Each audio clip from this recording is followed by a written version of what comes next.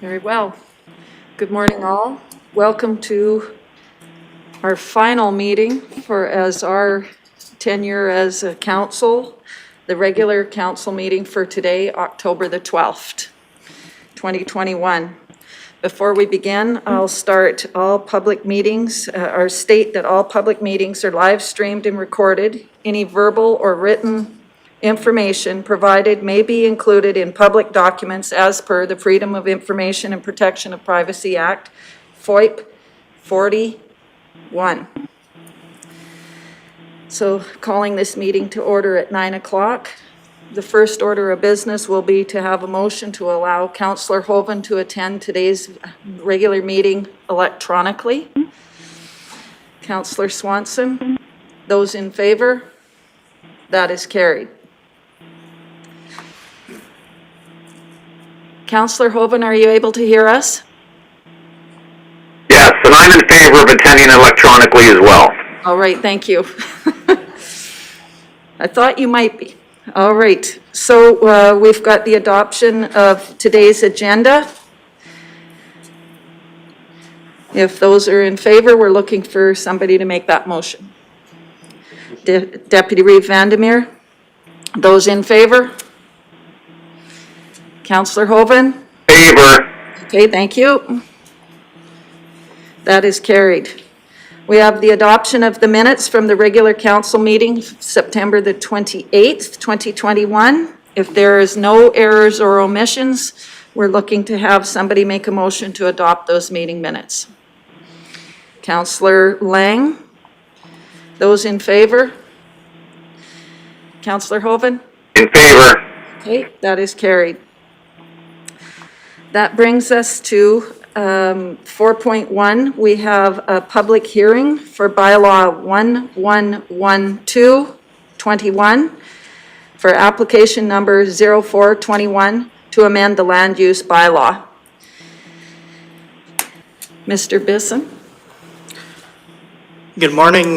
Thank you, Councillor Laird. Good morning, Council.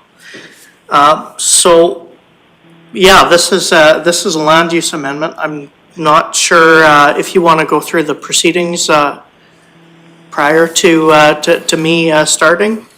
I can certainly do that. All right. Thank you. Just wanted to make sure that we weren't missing anything.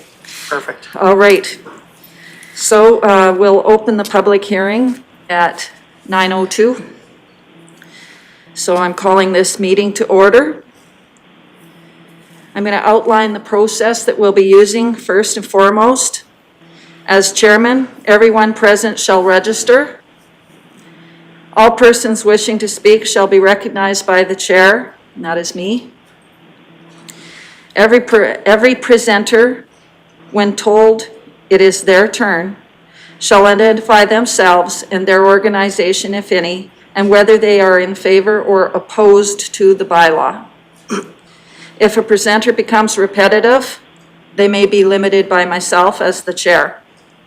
No outside recording devices will be permitted, and breaks within the hearing will be held or called at the chair's discretion.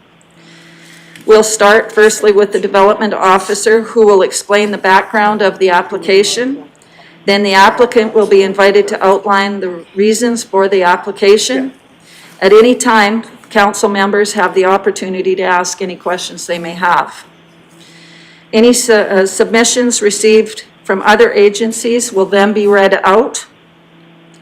After that, anyone who is present and whom is in favor of the application will be asked to submit his or her presentation.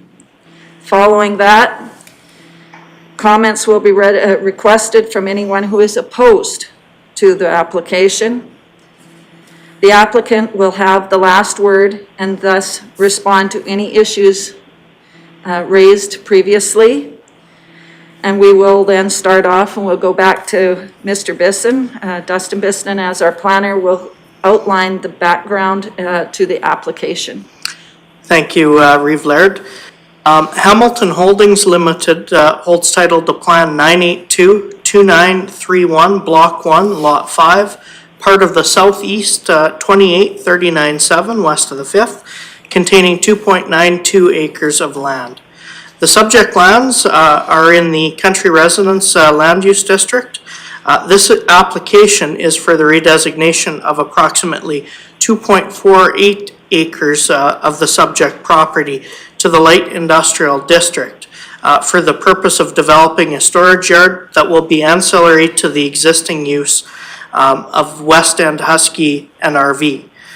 As Council is aware, Hamilton Holdings Limited has agreed to swap a portion of part of the Northeast 21-39-7 west of the 5th, the West End Husky and RV property, with the Town of Rocky Mountain House for Plan 982-2931, Block 1, Lot 5. The purpose of the land swap is to make way for the Rodeo Grounds Road Realignment Project that is well underway. And that would encompass the portion of the land that crosses the west portion of West End Husky and RV. 0.44 acres will be required as part of a right-of-way acquisition to widen the road adjacent to the south and east sides of the subject property. The quarter section is located half a mile west of the Town of Rocky Mountain House at the intersections of Range Road 7-3A and Cliffside Trail, just north of Highway 11A. The subject property does fall within the plan area of the intermunicipal development plan. The property can be accessed via the internal subdivision road known as Cliffside Trail to the south, which is a dead-end road at this time. There are two existing buildings on the property. It is the applicant's intent to remove both of those existing structures.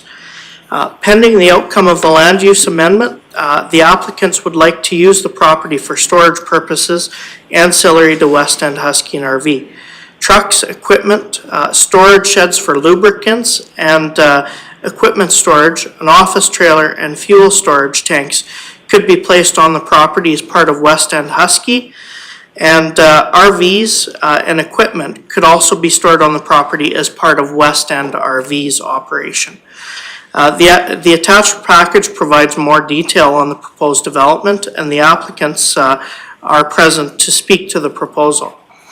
Planning direction, so Clearwater County's Municipal Development Plan, Guiding Principle 3.2, Part 3, Land Use and Compatibility. The location, intensity, scale, and design of new developments should be compatible with the capacity of the site and adjacent lands. MDP Policy 4.2.6, in recognizing the importance of protecting water resources, Clearwater County shall consider the impacts on surface water, quantity and quality of the water, and shall consider impacts on aquifers. Policy 8.1.2, promote locally appropriate economic development. Policy 8.2.9, Clearwater County shall provide a variety of commercial and industrial land uses within the county. Policy 9.2.15, the county shall require all developments to meet provincial standards respecting water and wastewater services. 11.2.21, to consider a proposed redesignation, subdivision, or development for a large multi-lot subdivision or major development. The county may require the applicants to provide an ASP or outline plan. MDP Policy 11.2.22 basically gives a list of examples and criteria of what an ASP or outline plan could address. 12.2.2 indicates the county should follow the area structure, any proposed area structure plan or outline plan when making decisions on redesignations or development. MDP Policy 12.2.3 to provide relevant to the proposed redesignation, the county may require the applicant to prepare and submit by a qualified professional engineer any of the following: a geotechnical study, a TIA, a stormwater management plan, an environmental assessment, and any other studies required by the county. MDP Policy 12.2.4, the county will consider, where applicable, the following when evaluating the application to redesignate: impact on adjoining and nearby lands, impact on natural capital, including agricultural land, impact on the environment, scale and density, site suitability and capacity, road requirements, utility requirements, and any county responsibilities that may result from the development or the subdivision, and or any other matters that the county may consider relevant. The Rocky Clearwater Intermunicipal Development Plan, IDP Policy 3.2, both municipalities shall work towards diversification of the local economy. IDP Policy 5.3.3, commercial and industrial lands may also be considered within the rural policy area, subject to the policies of the Municipal Development Plan. IDP Policy 5.3.10, subdivision and development for commercial or industrial purposes in the commercial area, industrial area, or rural policy area identified on Map 1 shall be preceded by the preparation and adoption of an ASP outline plan as required under the respective municipality's municipal development plan. IDP Policy 8.2.2, each municipality shall refer to each other any proposed land use bylaw amendments where such proposals may affect land within the plan area. IDP Policy 8.2.3, each municipality shall have at least 30 days to review and comment on each referral, unless a time extension is requested. Clearwater County's land use bylaw, I've included the Section 13.4, Part 6, the light industrial district, the general purpose of that district. Section 3.5, Part 10, without restricting the generality of the subsections 8 and 9 in the approval of a development application for discretionary use, the development authority may, in addition to the provisions of Section 3.8, apply conditions including but not limited to the location, height, and maintenance of fences, walls, including sound and vision barriers, stormwater management, the location and amount of access to public roadways, the lighting of the land, buildings, or other things, limiting the hours of operation, ensuring that development is compatible with surrounding developments, just to name a few. The subject property is located outside of the long-term town boundary identified in the Rocky Clearwater Intermunicipal Development Plan. The main purpose of the property will be for the storage of campers, fuel trucks, and equipment. No permanent structures are being proposed.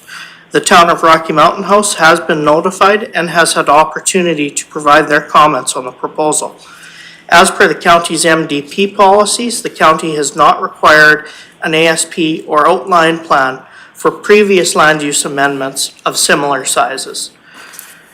First reading, at the regular council meeting held on August 24th, 2021, council reviewed and gave first reading to Bylaw 1112-21 as required by legislation.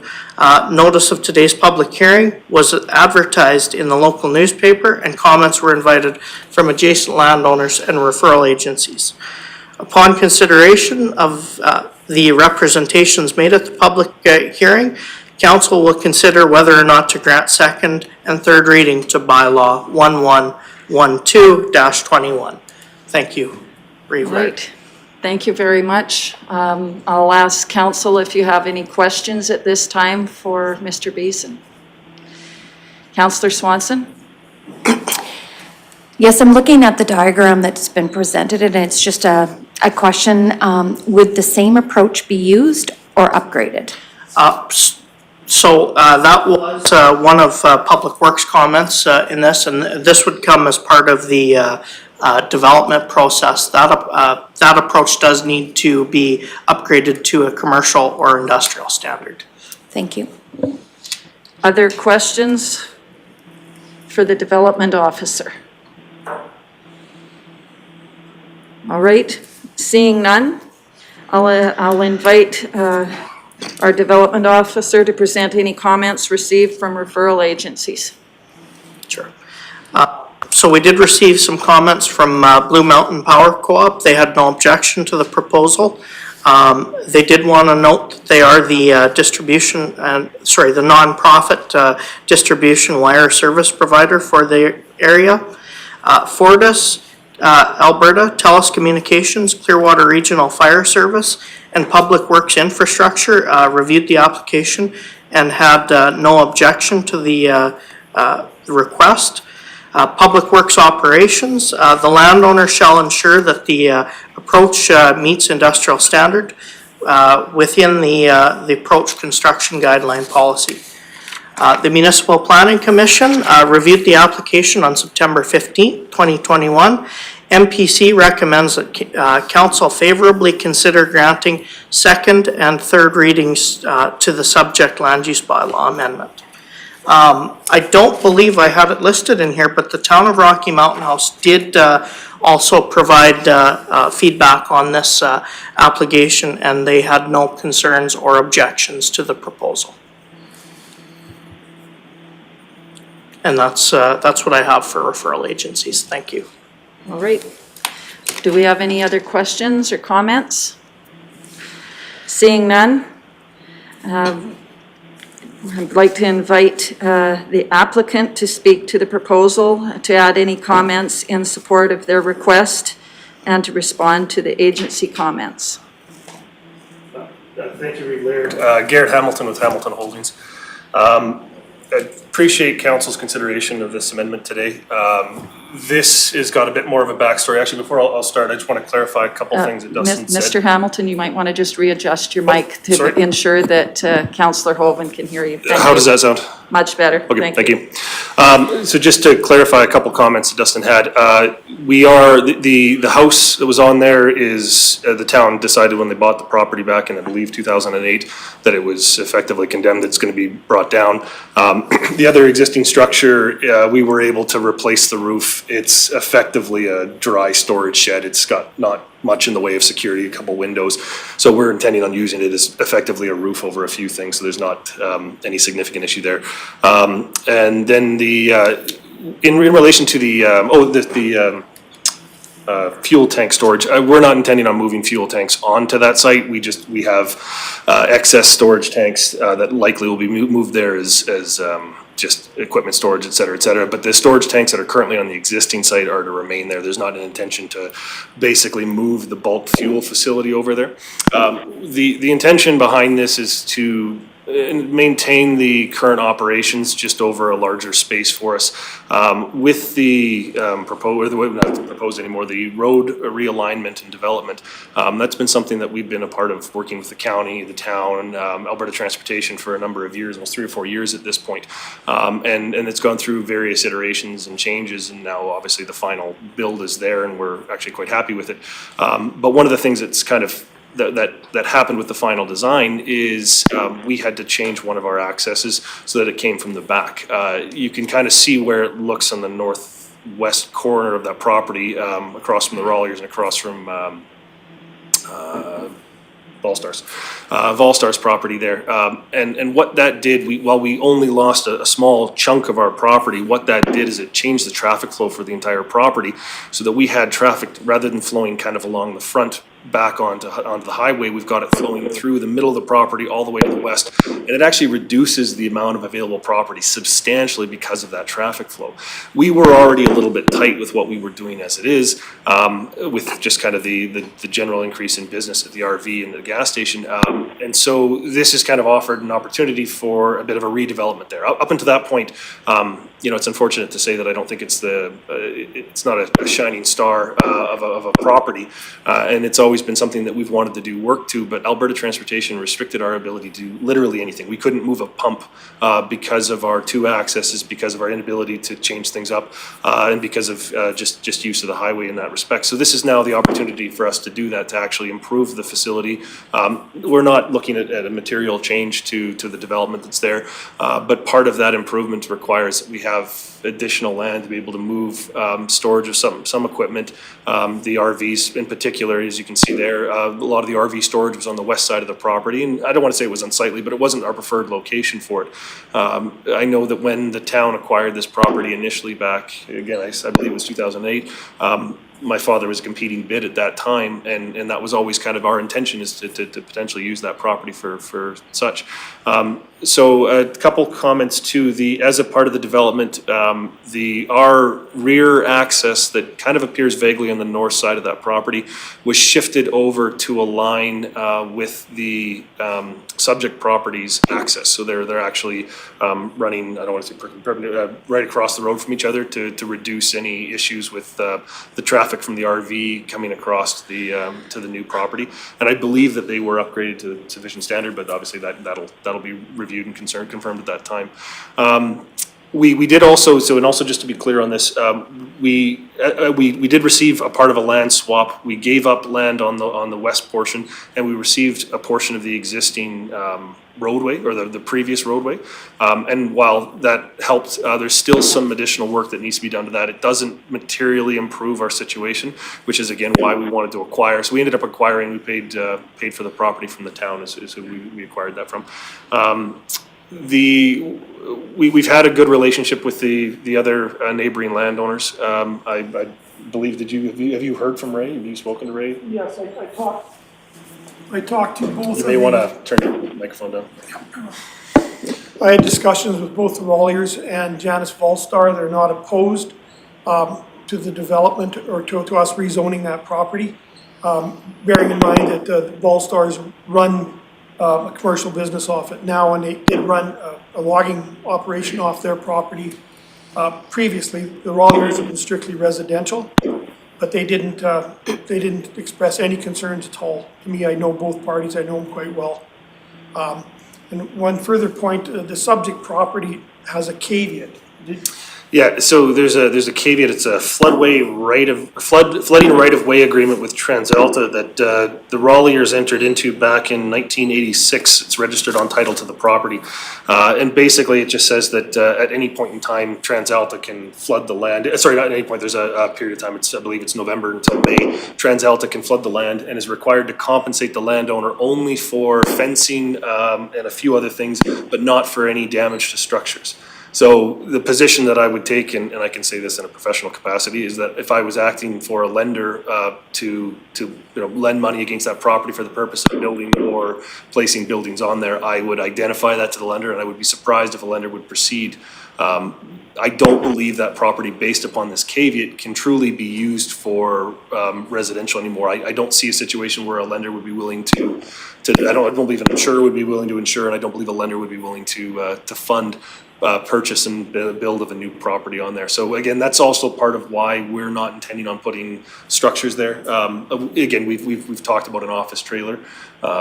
We've got mostly mobile equipment that can be moved. I believe the height of the property is sufficient that we don't expect flooding. But when that flooding survey comes out here, hopefully here in 2022, we'll have a better sense of that. But either way, the caveat exists and the risk is there that I don't believe somebody would be able to properly use that for country residential in the future.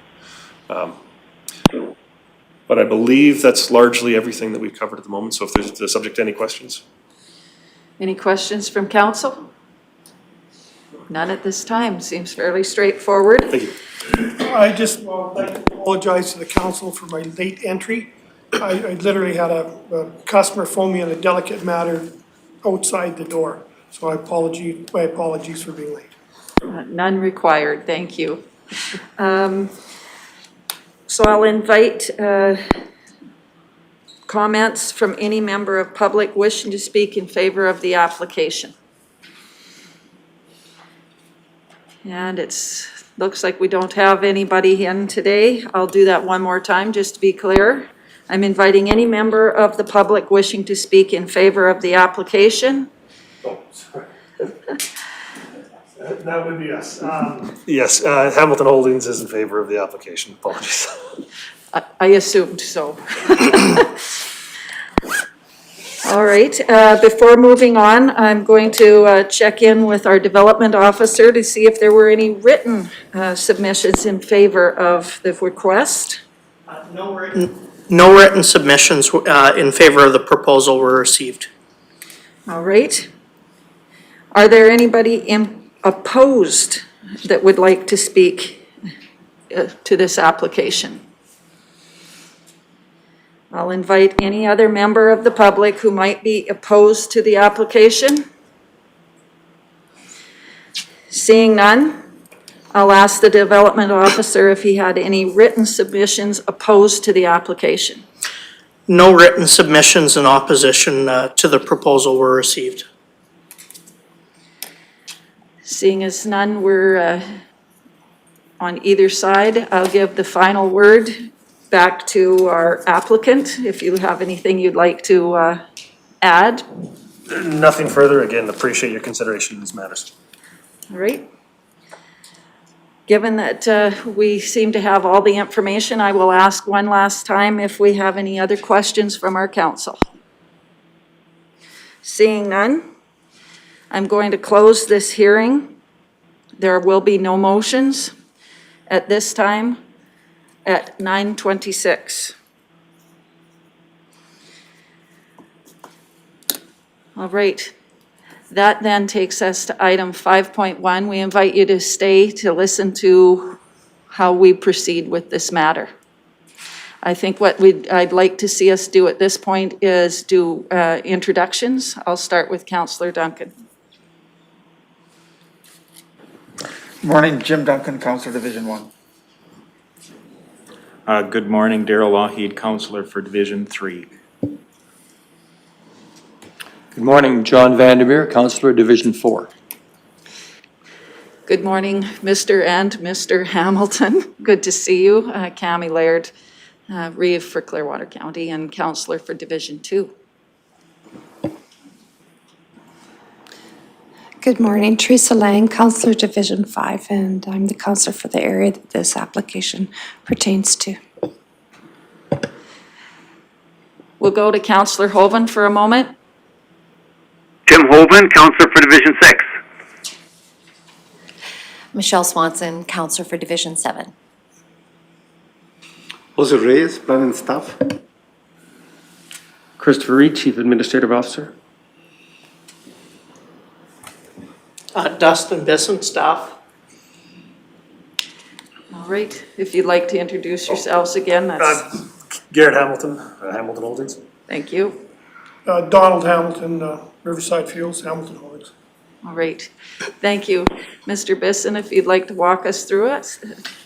Sure. So I previously went over everything during the public hearing. However, I will say that upon the considerations of the information that you've heard today, I would request that council consider either to grant second and third reading to bylaw 1112-21 or I guess not consider favorable consideration. All Thank right. you. Thank you. Do we have any other questions or comments from council? Seeing none, looking for direction on whether we're going to have a motion for second reading for this bylaw. Deputy Reeve Vandermeer, I'll move second reading of the bylaw. any other questions or comments from council? Seeing none, those in favor? In favor? That is carried 7-0. That brings us then to look at entertaining third reading of bylaw 1112-21. Councillor Duncan, any other questions or comments from council? Seeing none, I'll call the question. Those in favor? In favor? That is carried 7-0. Good luck with how you're going to work on your business over there. Thank you for coming in, and we look forward to seeing the exciting things you'll do down there. Absolutely. Again, thank you very much for consideration of this. And good luck in the upcoming weeks. We'll probably need it. Thank you. Thank you. Do we want to take a moment and stretch our legs, or do you want to keep moving? Take a moment? We'll take a 5-minute break.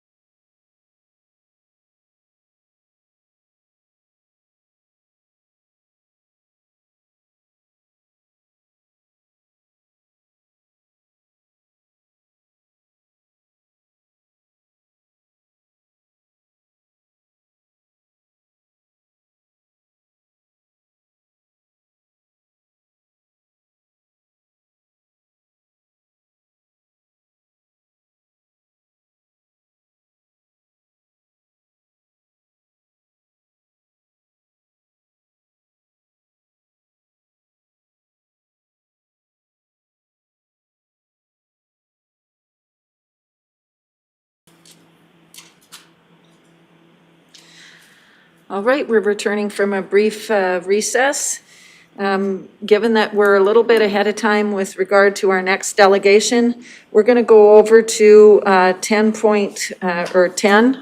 correspondence, and if our CAO wouldn't mind walking us through it.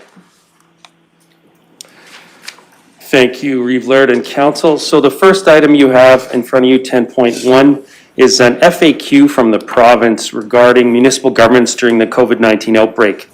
Administration has reviewed this document, and there isn't anything that was revelatory to us. We are following these to a T, really. But if members of council or residents had questions regarding how things like electronic communications could work and what the justification is, there is a lot of good detail there. I don't know if council has any questions about it right now. Any questions with regard to municipal governance and COVID pandemic? Councillor Duncan? So we haven't gone to meetings by appointment only at the county, where it's just kind of open for business with the masks and... That's correct. An excellent question, Councillor Duncan. So with going by appointment, it actually puts our staff at more contact with the public than currently having the lobby in and out open the way it is. And this is really for two things. One is our volume is not anywhere near the kind of volume where we would need to do appointment-based. And then secondly, we have all the screens and barriers such as you see here today. We have in all of our front counter spaces. So the staff as well as the public are, in fact, it's a much more fluid system to keep the protection going without going to appointment-based. Should we find a volume increase, for example, if this latest round of changes would have arrived in the middle of tax payment season, we would have had to change our flow, but as our volumes are lower now, it's fine. And the same thing goes for the election. We'll be following the process, but not appointment-based, but people will find there will be gaps, they'll keep spacing, and so there will be an impact to the election, but it will not be an appointment-based election. Good, thank you. Other questions or comments? Seeing and hearing none, the second item is Natural Resources Conservation, there we go, Board 2020 and 21 Annual Report. And again, thank you, Reeve Laird and Council. So you will find in the minutes, rather the agenda, the letter from the NRCB.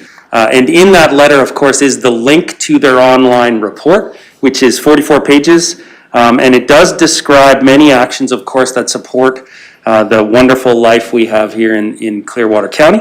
So I encourage all councillors, but all residents, if they're curious about the role of the NRCB, often I mix those letters up for some reason, but if there's any questions about that, of course I can entertain what I know, but mostly this is about pointing councillors and residents to the information available in the annual report. Very well. Any other questions with regard to the Natural Resources Conservation Board Annual Report? Councillor Lougheed? Yes, you had mentioned there is a link to that. I didn't see that in my...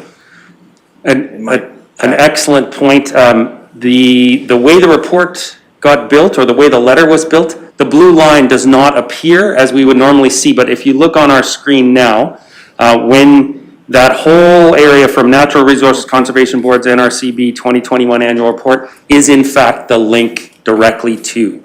If you do have trouble with that link, if any resident or anyone watching has trouble with that link, if you search just on Google or any other search engine, if you just search Natural Resource Conservation Board 2020-21 Annual Report, you will get there either first or second link. That's what we found anyway. Thank you. All right. Any other questions or comments? Seeing none, I'm looking for a motion to accept correspondence as information. Oh, I believe Councillor Swanson beat you to it there. Those in favor? Councillor Hoven? In favor. Okay, that is carried. We've still got a couple minutes. So, probably the best thing we can go to is 9.1 then. That would be the CAO report. Certainly, I won't do item 1 yet. That's, we'll need Mr. Hagan in presence. So, but I'll go to item 2. Just a reminder that the Rural Municipalities of Alberta, RMA Conference, is still intending to take place in person. They will be following all of the COVID rules as laid down by Alberta Health. And there is training available, or sorry, scheduled for all of us, and I will attend that training too, to participate with my new council as they will turn out to be. Of course, administration has booked spaces for all 7 councillors, and so all of that is taken care of. But if you're looking for the program, it is available again on their website, and I believe was emailed to all of you as well. And item 3, you may remember at the last council meeting in my report, I mentioned we had many vacancies, and I'm pleased to say that the residents of Clearwater County have stepped up, and we have almost a full slate. There may still be a couple of vacancies that we will then repost and likely get someone based on this response just over the last few weeks. So great work from our residents. With only 2 minutes before our presentation, I think I'll just hold it there. That sounds good. We'll just, Okay. okay. All right, well, we'll come back to this particular item. And we will back up and go with item 6.1. So we have a delegation, Kathy Snyder, welcome. And my understanding is we might be getting an additional presenter. We'll see how things pan out here. And this is going to be with regard to the MEL, or the Medical Equipment Lending Society of West Central Alberta. So before we get going, we'll do quick introductions. Again, I'll start with Councillor Duncan. Good morning, Jim Duncan, Councillor for Division 1. Good morning, Kathy. Daryl Lougheed, Councillor for Division 3. Good morning, Kathy. John Vandermeer, Councillor, Division 4. It is always a pleasure to see you, Kathy. Cami Laird, Councillor for Division 2. Good morning, Kathy. You know me, Teresa Lang. Tim Hope. Good. Go ahead, Tim. Tim Hope, Councillor for Division 6. Michelle Swanson, Councillor for Division 7. Good morning. Murray Hagan, Director of Corporate Services. Good morning, Christopher Reed, Chief Administrative Officer. Nice to meet you all. All right, that brings us to your presentation. Well, thank you very much for making time for us today. Shirley Bagu is the new executive chair of our new board. Well, not a new board. She's newly appointed here in the last few months, so I know she will want to visit with you as well. But anyway, we just wanted to refresh our information about the Medical Equipment Lending Society, and thank you for your ongoing support of our organization. We have continued to operate through COVID times, and we felt it was important to maintain our regular business hours, as we consider we're essential service to the people of this community. And our volunteer base is very strong. I'm the only paid employee there, and we rely on volunteers for our board of directors, as well as the other people that handle the front office, clean, sanitize, maintain, refurbish as needed. And so we are so appreciative of our volunteer corps. Our inventory is nearly all donated. We have some things that are brand new and donated, but we also have some used, but our maintenance crew really work hard to keep everything as tip-top shape as we can make it. A research project done by a master's student from the University of Saskatchewan in public health was very helpful for us, gave us some things to work toward and implement into our strategic plan. And it just gave us some ideas. We really do want to maintain our goal of being self-sufficient, accessible and available to all those that are in need. I see it. We Good have a morning. fee. Good morning and welcome. That's quite all right. I apologize for interrupting. I just thought I should welcome you when you sat down. Yeah. So if you'd like to carry on. I'll just finish my spiel, and then Shirley does have a few extra points just to make, I'm sure. We do have a fee for service schedule, but no one in need is denied. We do have a fee relief program as well. And so we want to make sure that everything that we have, that no one goes without. Some grants are available, and I'm always searching for available grants, but very often the grants are specific to a project. And we have very few ideas for projects actually because of the way our organization is set up and then because of the volunteer support that we have. So we really do appreciate the Clearwater County contribution, and that line in your budget every year is very much appreciated. And we can then apply it as we see the need. Thank you. I'm not sure I don't want to repeat what Kathy has said already, but we mostly came here today to thank you and to inform some of you maybe that aren't aware of the services we provide, what we do, and that we want to stay open. And your contribution is helping us do that.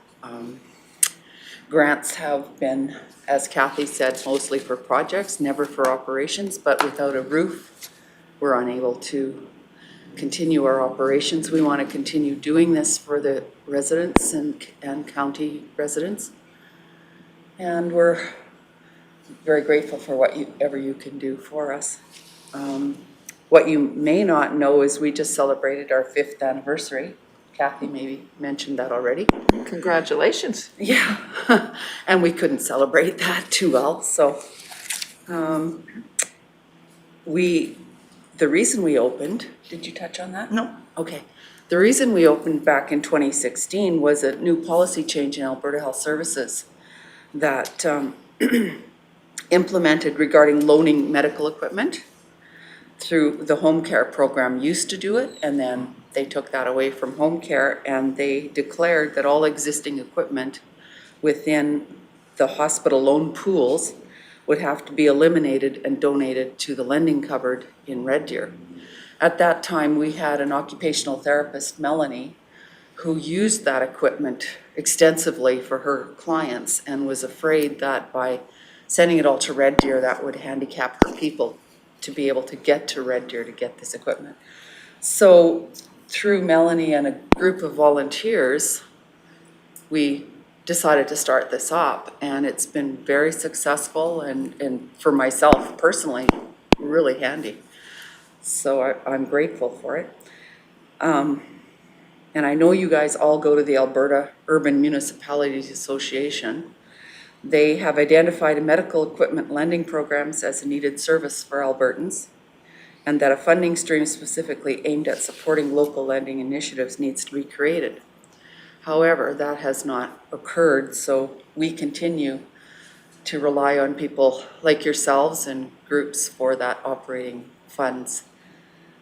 There is one operating grant that is available to us, I think it's called, let me get the long term, Community Initiatives Program Operating Grant. We received that in 2018, and thanks to good financial stewardship, we are still operating on that grant. We are eligible to apply next year, and we're hoping that will have a good outcome for us, but we don't know. What we have left now will keep us going probably till the end of next year. So we're hoping that we do get that grant. Otherwise, we're not sure that we will have our doors open any longer. And I'm going to open it for questions, and we'll try and answer if you have any. I guess I have a question with regard to the grant you mentioned that you're going to be applying for. How big of a grant is that, if you're able to share that? We were in receipt of, I believe, $59,000 last time. And that she's carries right. you how far? We generally plan on needing $5,000 a month. Okay. So our fee for service covers approximately half that right now, but our as I was mentioning in the report too, that COVID has really struck us because of the canceled or postponed surgeries. Nobody goes anywhere to get hurt. So our numbers as far as usage are down a little bit as well. All right, Councillor Lang. So I have two questions. I guess I'll ask the first and then let you answer, then I'll ask the second. So the first question is, why did Alberta Health Services cut this service from home care? I honestly can't answer that, Teresa. I wasn't at the local hospital at that time. I'm working in Calgary. So Kathy, do you recall? And what brought that on? I'm not sure I know the answer either. I'm not sure whether it was a storage issue, a cleaning issue. I really don't know. When I was in my previous position at Westview Lodge and Rocky Senior Housing Council, we were involved in a program called Community Outreach. And that was sort of the precursor to this program here. But I honestly don't know if it, as I say, if it was a storage, a cleaning area cleaning issue. I'm not sure. Okay. My second question is, and this comes from personal experience with my own family. From what I have observed, when someone needs equipment and when they go to a surgeon, those surgeons automatically say, go to the lending cupboard in Red Deer. And I think there needs to be an effort made to educate the medical community that Rocky Mountain House also has a site where locals can get the equipment. It would be much, much handier, but these surgeons are not, or I shouldn't just say surgeons, but health professionals are not giving those options. I'll respond to that. I had the same experience when I go to Calgary. The same thing, they send us to the Red Cross or they try to sell us the equipment, which I know is available here. So I've always just said, no, thanks, we have it in our own community. Morgan, our previous executive director, responded to that because I had the same question when I joined the council, the board. He says that he's done everything in his utmost to try and get that word out to the surgeons' offices. We have little posters, if you run your own business, you know how hard it is to get advertising out to the people who need it, especially when the surgeons and those people are still giving them other options. So that is definitely, Teresa, something that we're looking at, trying to figure out a way. We spoke with Jason Nixon about that, how maybe if we are affiliated with AHS, somehow that we would suddenly become on the radar of those healthcare professionals that would talk about us. Better. Councillor Duncan. Thank you. You did mention I believe you call it a fee relief program. I'm just wondering is it widely accessed by the people that come to the Mel Society, or has it been a struggle to, provide that to people?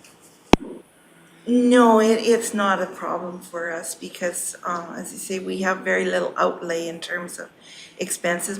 All of our equipment is donated anyway, so it is not an issue for us to offer fee relief. We do ask them to complete an application giving us details about their situation, and then, but no one every application is approved. So it's, And we have, I would say we would have, we probably have under 10 at any one time accessing fee relief. okay, good, thank you. Councillor Lougheed. Yes, well, thank you for your presentation, and certainly thank you for the essential service you provide to our community. My question is basically, what did you anticipate the biggest challenge is going to be for your organization over the coming months? I would have to say operational funding. We have a good inventory. We have a strong volunteer corps to keep everything, you know, every duty is covered by a volunteer. And it's just mainly the operational funding. As I say, I'm the only employee, so rent, wages, and utilities are our expenses, period. All right, very lean operation. Very. Councillor Lang. Just a comment this time. Since Alberta Health Services dropped this service from our local communities, and since it's hard to get the word out there, like you said, Shirley, the advertising is an issue. Maybe a letter could be sent to the health minister and the premier and suggesting that they put out an advertising blitz that this service is offered in the community and they pay for it since they've downloaded. That would be appreciated.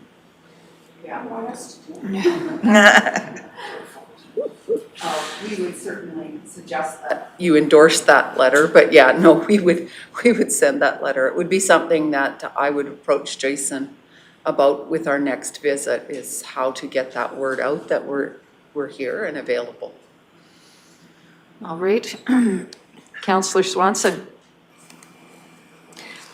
Yeah, I read your short report, and what was really, I found very interesting in 3 short weeks, you had 467 responses, which was awesome for, you know, a very short period of time. But everybody was in COVID and lockdown, so I'm sure you were happy to be on the keyboard again. In the recommendations, you said there was 31 recommendations generated from the, is there anything of that is, I'll just say on a shorter time window, as for a shorter time frame to be done right away? And what is the, I'll just say the longest recommendation that you would like to have fulfilled? That's a very good question, and I'd have to refer to the report just for a moment if you don't mind.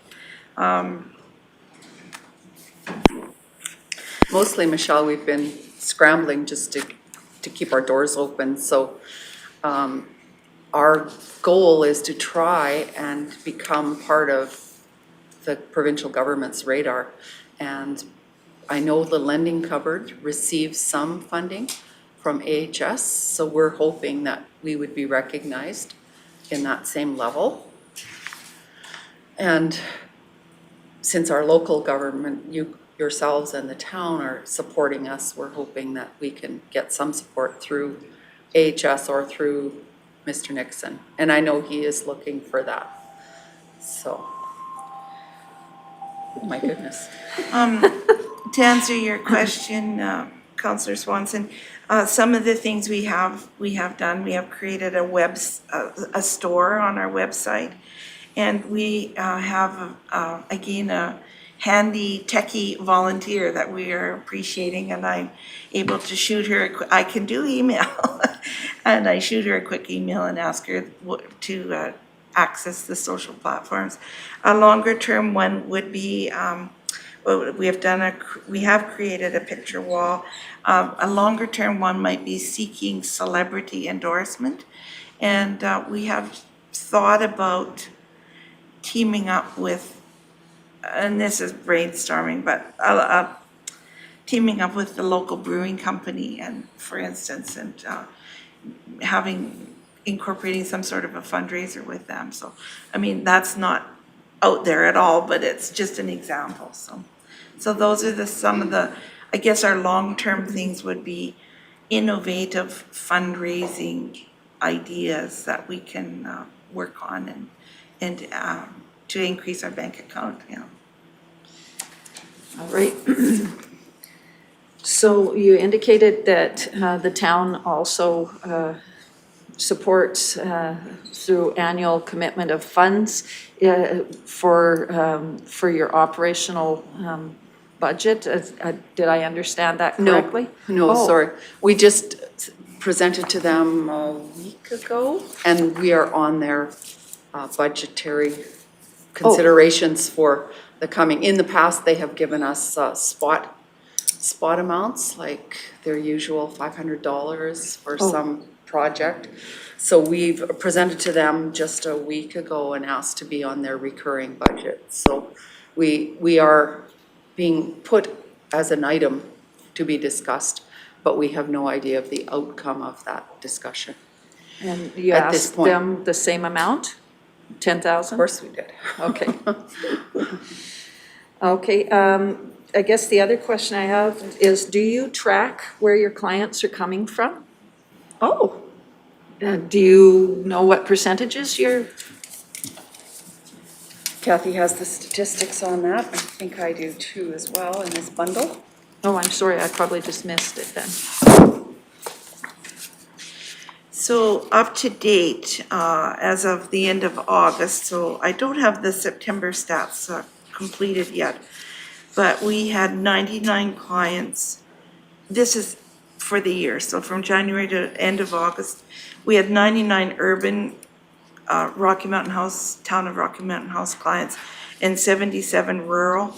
But we also had clients from Leslieville, Caroline, Sundre, Eckville, Alhambra, Condor, Nordegg, Red Deer, and Rimbey. Okay, so we've got a pretty big reach. That's pretty impressive. Thank you for sharing that. I really think that once people like myself were aware of Mel and what they do, they will come back. It's just getting, as Teresa says, getting the word out there to people to say that we're here and available. And we do have great equipment. Like, I know in Calgary, the only option our surgeon gave us was to purchase one of the polar ice machines. But I knew that Mel had one for rent, which is a much better option. Okay, absolutely. Any other questions or comments? Well, we just invite you to come and see us anytime. We're just down the road. So, All right. yeah, come and check out our spot. Thank you for your support. Well, thank you for presenting on this, and I see that as being something that we would like, I think, to have included in our 2022 budget for discussion. So at this point, I'm looking for a motion that we receive the Mel Society of West Central Alberta 2021 update for information as presented. All right, Councillor Lougheed, any other questions or comments? Seeing none, those in favor? In favor. Thank you, that is carried. I want to take this moment to thank you ladies for coming in and for bringing this to our attention so that, and it's very timely because then we can certainly add it to the discussion with regard to budget. So it'll be on our radar.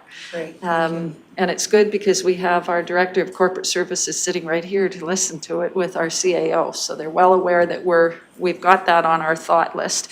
Councillor Lang. I'm just going to go back to my comment about reaching out to the ministers and the premier, that perhaps our municipality in conjunction with the town of Rocky could write a letter to the province asking them to advertise or somehow let it be known that some rural communities offer the service. So I would like to make a motion to that effect, that we write a letter to the Premier, Health Minister, and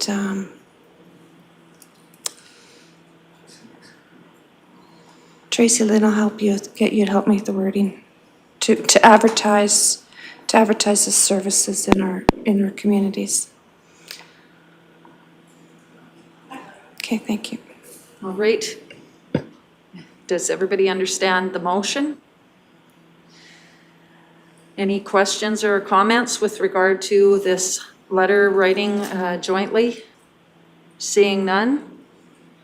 Those in favor? In favor. That is carried. There's some extra support for you, Yes, ladies. thank you. Certainly you can throw in some financial recognition too, if you're making a letter anyway. That would We be can great. ask. We can certainly Yes, you can always ask. ask. They can always say no, but the ask is good. If you don't ask, you don't find out. That's right. No, and we will, of course, be writing a letter officially now that we've made our presentations to Jason as well. Well, that sounds great. Thank you again, and Thank please you. pass our thanks on to the many volunteers that you have, Oh, because yes. it is truly the lifeblood of that organization It to is. keep it so lean. So thank you for what you're doing in the community. Thank you. Thank you for your time. Yes. All right. That brings us back to, I guess we've got a little bit of time. Should we continue on with 9.1 then?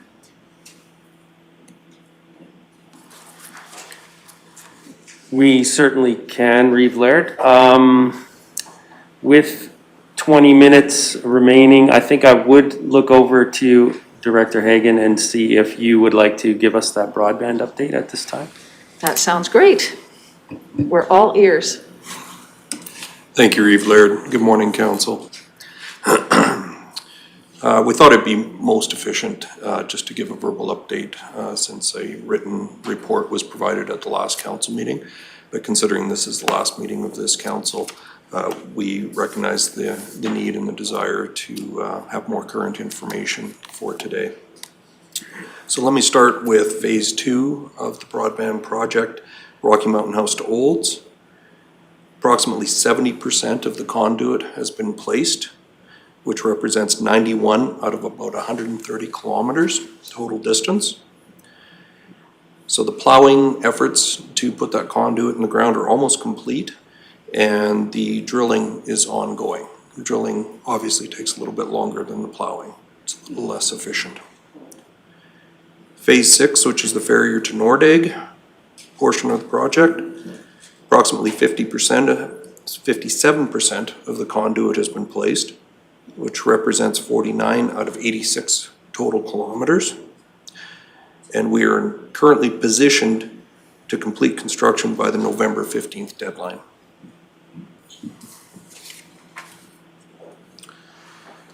As for the main point of presence building, which is represented by renovations to the former storage bay on the emergency services property, the bay doors have been replaced and the interior walls are up. Electrical, mechanical, and plumbing work is ongoing, and we're expected to be operational early in the new year.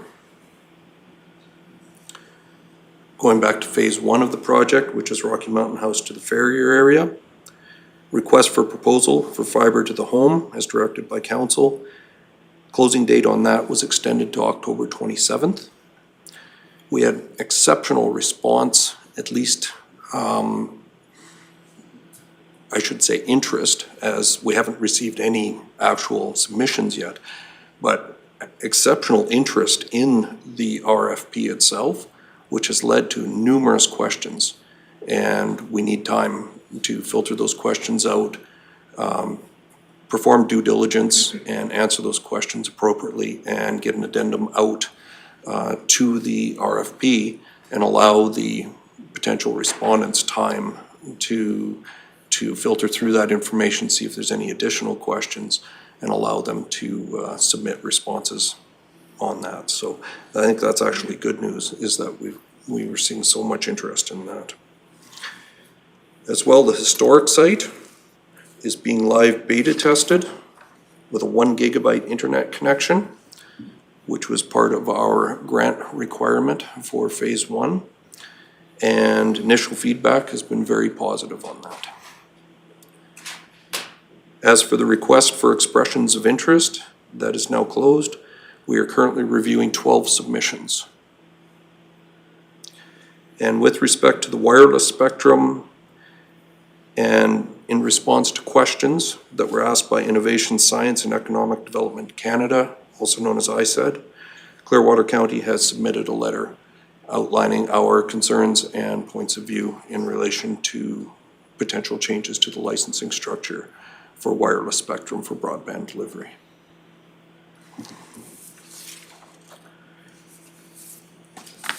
And that is everything I had to share, unless there are any questions. All right. Do we have any questions for Mr. Hagan with regard to Clearwater broadband and the various phases that are underway? Deputy Reeve Vandermeer? Yes, I think there was a question submitted regarding the costs. You know, I realize that there are bids. And there would be is there a bid per meter is the question, is the basic question. And if so, what type of bid is it? What is the bid per meter? And how will the total costs of either of these phases, 2 or 6, what will the total costs look like given the current assessment of those bids and the progress to date? Essentially, at this point, we're not expecting to exceed budget on those items. I don't have an actual cost breakdown at this point. We will provide that detail as part of our quarterly capital budget update to inform council as to our actual expenditures against budget. But at this point, we're not expecting to exceed budget, so we are still working within the approved budget for all of those phases. I certainly expected that we would be within budget, but really my question relates to how much under budget are we expecting? Because you do have the bids, do you not? Of course, we have the bids, but I don't have those figures with me today. I'm sorry. Could you forward them to council, please? I will look into that and discuss that with the CAO and follow up on it accordingly. All right, thank you. Councillor Duncan? Yes, just a question about future work. Is it possible to install the fiber during the winter, or are we going to be kind of shut down the projects, or do we know that maybe yet, once the conduit's in place? Definitely. Councillor Duncan, the plowing is not going to be feasible once the ground freezes up. We may be able to still do some drilling work where we have to go through rock and so forth. But for the most part, we're trying to get as much done as we can before it freezes up here. But fiber itself probably wouldn't be put in during this winter months then? I don't think that's part of the plan because we want to have all of the conduit complete and spliced before we blow the fiber in. But where we have opportunity, we can certainly look at it. Thank you. Any other questions or comments? All right, just double checking. Councillor Hoven? No questions here. Okay.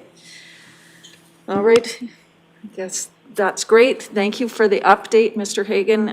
It's great to see that things are happening after, you know, we're on our last meeting, so it's good to know that things are going forward. So thank you very much, Mr. Hagan, for that. All right, Mr. Reid, if you want to continue on with your report, that'd be great. Certainly, Reeve Laird, thank you. So the Clearwater County's advance vote, item 4, election update, took place on October 4th, 2021, with certainly an increased voter turnout from the 2017 advance vote. So we had 404 ballots cast this year and only 121 in 2017. Certainly, we could suspect that it's partly due to the increased publicity that was given, the postcards that were sent out, the enumeration efforts of our staff. So just an awareness, but also it perhaps does reflect also a capacity within the electorate to want to participate in the democratic process more. We're not sure exactly. So the voter view registration portal, that's the portal that you can, any resident can access, that shows, certainly gets the enumeration started, shows what division you're in, and does the pre-registration. It's very important that residents understand that registration portal will close today at 4:30. And that is to allow us the system processing time and also to make sure if there were any glitches, we would have time to solve those glitches. So that residents will still be able to vote, and I want to be very clear, you do not have to pre-register or enumerate earlier. You will then just go through the process at the election site itself. So whatever polling station you attend, you will be going through the registration process. But you are welcome and eligible to vote regardless of whether or not you are part of, and I'm very impressed to say, 42.4% of county residents who have registered already. And so that means that 42.4% of our eligible voters, their information is up to date, and they will be therefore part of what we would call the speeding up of democracy. So their information is already up to date. They will arrive, show their ID, and in essence, that will be the time delay will be almost as long as I described it, other than waiting in line. That's, dependent on the number of electors that show up at any given polling station. So our polling stations will be open from 10 a.m. to 8 p.m. on October 18th, which is this upcoming Monday. The polling stations will begin reporting approximately 8:30, with compiled results being finalized between 9:30 and 10 p.m. if all goes according to plan.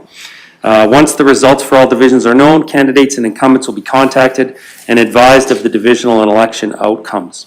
The official election results will be posted at noon on Friday, October 22nd. Of course, all of this information is available on Clearwater County's website.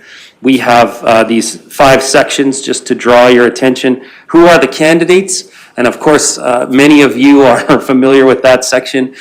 This year, I'm really pleased to highlight the fact that there are bios there and photos. So again, more information to the electorate to help smooth and produce an effective democratic result. Where will you vote? Information on how to vote.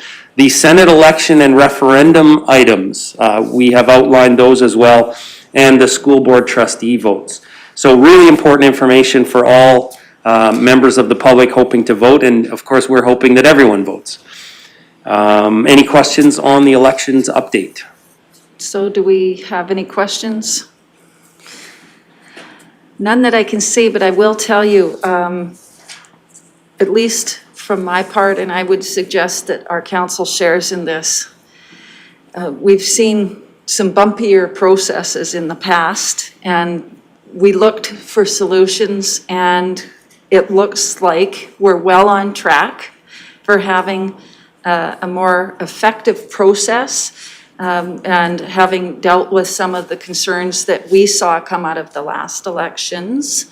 So we're really pleased to see this kind of progress, and I'm looking forward to seeing what kind of voter turnout, what kind of process, and if there's any other hiccups that come out of this, because of course there's always things to improve upon, but this has been a large step in the right direction. So thank you to you and the staff for working on this so diligently. I too am very impressed with our portal and the website and having the bios there.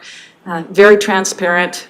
It's awesome to see that kind of responsiveness from the staff on this item. Go ahead. If I may add one more comment, Reeve Laird, the chamber, the Rocky Chamber of Commerce did host candidates forum, if you will, on Zoom, and that I just want to make it clear, if you go to the Rocky Chamber of Commerce, for those who were unable to attend it, you can watch on their YouTube channel the recording of that event. So if any electorate were looking for that information, they could find it there. All right. And then I suppose moving to number 5, we did receive 2 notes of thanks from the Rocky and District Victim Services Unit Society in appreciation of our annual funding, as well as from Starland County for the county's congratulatory message on the grand opening of their new administration building. And just for some color in the agenda, we did attach the front of those two cards. But it is always nice to receive those letters of thanks. That it is. All right, given that we have an electronic delegation coming in at 10:30, this might seem like an appropriate spot to just take a break, and then we can organize ourselves for a 10:30 start again. So we'll take that break. Thank you.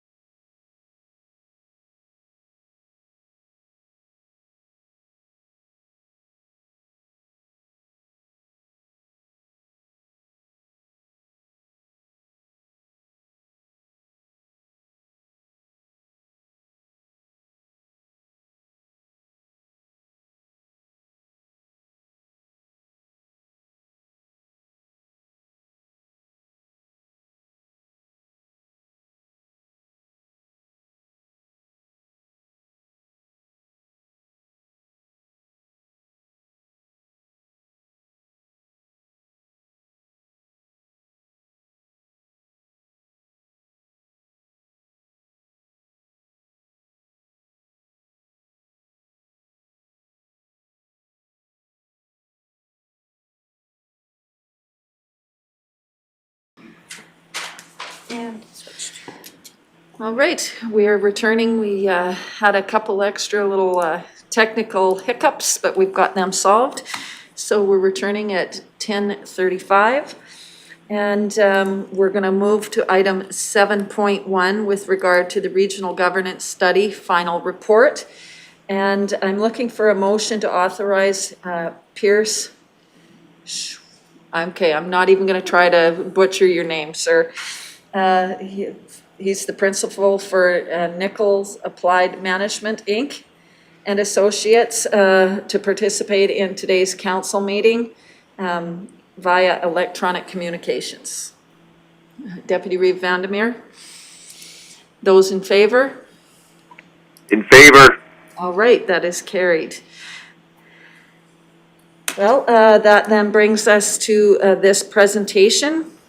So I guess the easiest way is to let our CAO and Pierce, because I don't want to butcher your name, sir, let you guys take it and go ahead and provide the report.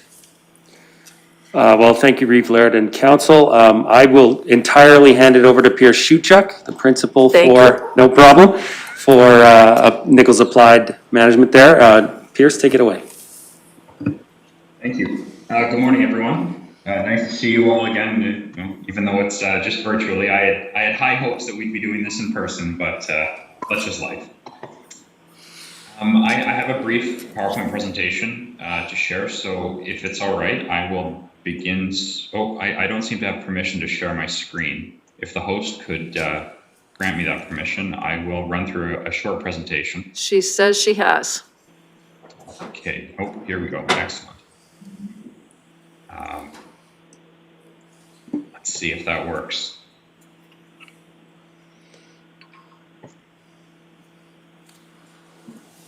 Is everyone able to see my presentation? Yes. Wonderful.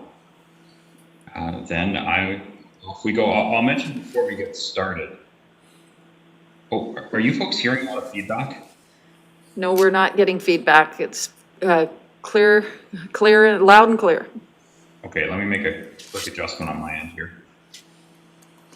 There we go. I'll mention before I get started that we've distilled 176 glorious pages down into this brief presentation. So I hope we've got sufficient detail here to address any questions you may have. I'd encourage you to take a fulsome report if you require any details after the presentation. A quick overview of where we're going. I'm going to run through the purpose of the study, a summary of our findings, and the next steps that are available to Council. So Nichols Applied Management, together with ISL Engineering, were hired to undertake a regional governance study on behalf of the 3 participating municipalities. A steering committee comprised of the mayors of the village, town, and county Reeve, councillors and alternates from each municipality were formed to provide direction and advice to the consulting team on the delivery of the study, as well as the type of information to be shared out with citizens of the region. A quick overview of the timeline. We began this project late last year. The first phase of the project was some engagement work. The summary of that work was completed in April of 2021, presented to the steering committee in May. A draft report was subsequently delivered in May, finalized in June. And then at that point, the findings were disseminated to the community in late July and August, and a final report was completed in September. So that's just a brief overview of the time it took to complete the study. Now, our approach to this was very much, let's go out to the communities and ask them what they would like to understand about different forms of regional governance. We would then take that information back, do the research and analysis, and then share the information out with the communities again. That's why you see the timeline on the previous slide bookended by engagement. We wanted this to be driven by the community and to really make sure that we were answering questions that members of the community, be they municipalities, businesses, or individuals might have. Our first round of engagement consisted of building a project website, people could go and access information as it became available. Conducting a virtual open house, which was quite successful. We had a little over 200 unique visitors to that facilitated event.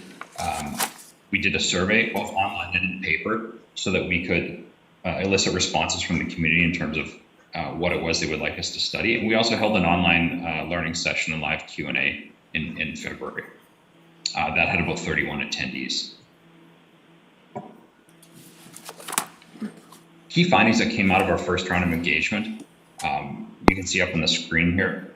Generally speaking, residents wanted to really understand what was working and was not working in the municipalities and in terms of how they were collaborating. And they were really focused on getting high quality information back from the study. A lot of them were concerned about the state of intermunicipal relationships and indicated that there was a strong desire for collaboration between the three municipalities.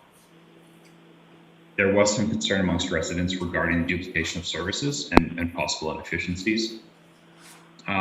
There was also a strong desire to increase awareness of the project throughout the population, as well as a keen interest in understanding the benefits and impacts of the different regional governance structures. So we took that away, and that feedback helped guide us through the study. It also informed the development of or refinement of 5 scenarios that we examined in the study. Now, some of these scenarios were defined in the RFP. We added, I believe, the dissolution of the village as another scenario to examine. So in working the project, we considered 5 sort of states of the world. The first being the status quo, so what the region was doing at the time the study began. The second option we explored was the amalgamation of all 3 municipalities into a single new municipality. The third option, the amalgamation of the town and county. The fourth, the amalgamation of the village and the county. And the fifth scenario, the dissolution of the village of Caroline. I'll walk through kind of the finer points of dissolution versus amalgamation in a little bit. The key findings that came out of our work are as follows. The town and county are both viable as individual municipalities. However, the expectation of residents within each municipality with regards to taxation and service levels is profoundly different. However, the expectations of residents in the county and village are more so aligned. Also, throughout the course of the study, the county and town sort of recommitted to collaborating well with one another. And we note that the village and the county continue to have a strong working relationship. And these findings in many ways set the stage for our recommendation. It's really important to note the differences in expectations of residents between the town and county. You know, many folks imagine an amalgamation automatically leading to efficiencies and savings and so on and so forth. And that's certainly not always the case. And for it to possibly be the case, there needs to be a harmonization of taxation and service levels across the amalgamating municipalities. And when you have populations whose expectations are quite divergent, that's very difficult to achieve.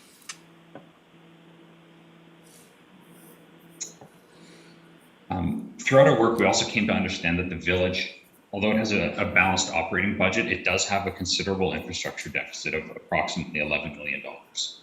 And without assistance, the village is likely facing a dissolution in the medium term. So it's unlikely to be able to pay for the infrastructure that is required. The growth path the village is on is such that it will likely need to be absorbed by the county in the 5 to 10 year period.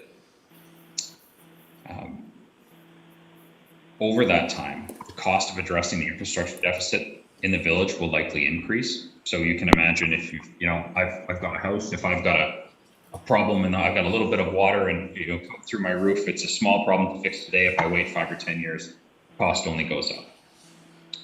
And we certainly took that into account when we were contemplating our recommendation. The county appears to have the financial capacity to absorb the village without a substantial adverse fiscal impact right now. Delaying that decision will likely increase the probability that the infrastructure deficit increases, and thus the cost of absorbing the village increases over time.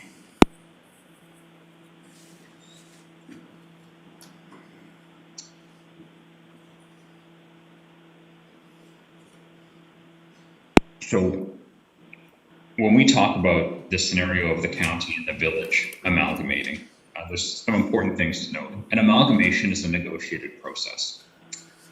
There isn't a form that you fill out and say, okay, your clerks do this and your pest control folks do that, et cetera, et cetera. Everything is negotiated. And so to be able to define today, specifically the impacts of an amalgamation is quite challenging. But we do know from what's happened elsewhere, generally how the process is.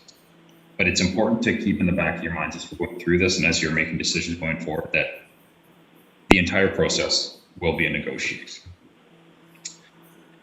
If the county and village were to amalgamate, the village would give up its status and revert to a hamlet within the county. It's very likely that voters in Caroline would elect a member of council as part of Clearwater County. However, again, that's subject to negotiation. A best practice would suggest that we have an elected member for an equal amount of population, right? We would go through that exercise, make sure that there's equal representation. In the event that the county and the village amalgamated, the county would become responsible for the delivery of municipal programs and services. Staff in the village would become part of the county, and any efficiencies or reductions would likely occur over time and through attrition versus through workforce reduction. That's what we've seen elsewhere. To make this happen, a transition team comprised of personnel from the county and village would address consolidation of all the resources in municipal systems. It's important to note that an amalgamation doesn't happen overnight. It's a long process. It will require a dedicated transition team, and in many cases, there's a cost associated with forming and funding that team, and efficiencies that can be realized once the amalgamation is complete. So again, in moving forward, remember that this is not a quick process. It will likely take a year or two, if not longer, depending on the nature of the negotiations and the complexity of certain systems coming together. We explored the fiscal implications of the county and village coming together. You can see some summary statistics up on the screen. The highlights are that the village debt is very small. It's a very small proportion of the county debt limits. And again, the way that the infrastructure deficit might be dealt with is subject to negotiation. For illustrative purposes, we've showed here that the county's estimated infrastructure deficit of about $1 million, or pardon me, $11 million. If that were all borrowed and built out today, would bring the county to about 16% of its debt limit. Now, across Alberta, rural municipalities have an average debt about 15% of their limit, so that you're below the debt service limit on average right now, would bring you generally in line with it. And the cost of servicing that debt would be roughly $500,000 a year. Again, for illustrative purposes, we're trying to contextualize the size of that infrastructure deficit relative to the county's financial capacity. Certainly, I think it's more likely that the infrastructure requirements in the village, if an amalgamation were to take place, would be considered on a project-by-project basis as part of the county's larger capital program and prioritized as required. So again, just to stress, the numbers up on the screen here are really to demonstrate context and a capacity on the part of the county, more so than suggesting that you ought to go out and spend a lot more.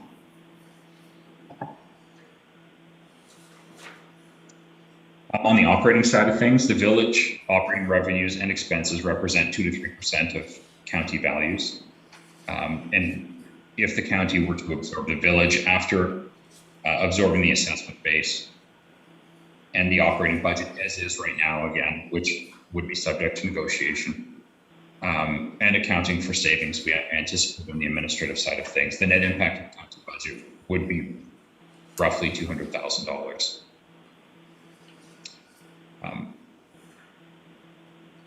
And again, as an illustrative example, if we took the $11 million infrastructure deficit in the village and said, you know what, let's address it over 3 years, and we borrow that money to do so, we'd see about a 10% increase to the county's annual infrastructure budget. So the key takeaway here is that the county is fiscally very healthy at the moment.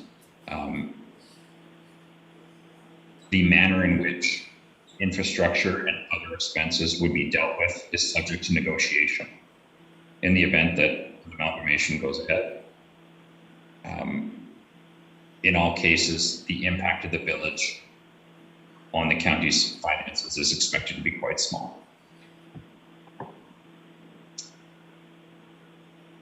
And so our recommendation, our preferred option, is that there's an amalgamation between the county and village. It was widely supported in the engagement. It was an option that resonated with members of the steering committee. And we believe it will be beneficial to the region at this time. And really, one of the facts that underpins that finding is that the village isn't going to be able to address its infrastructure deficit in the near term. And so our view is that dissolution is highly likely if an amalgamation doesn't take place in the near term. That infrastructure will likely degrade between today and when a dissolution takes place, and the cost of then absorbing the village may be higher at that point than it would be in the near term. So we took these findings, we went back out to the community, and we shared them with folks. Again, we shared information through our project website. We conducted 4 in-person information sessions back in the summer when it was okay to get together and talk.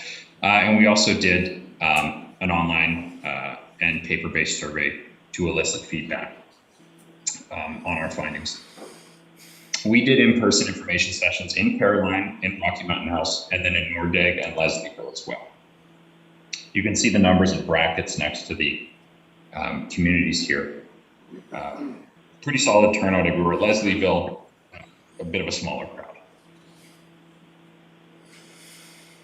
So some of the key themes that came out of the second round of engagement.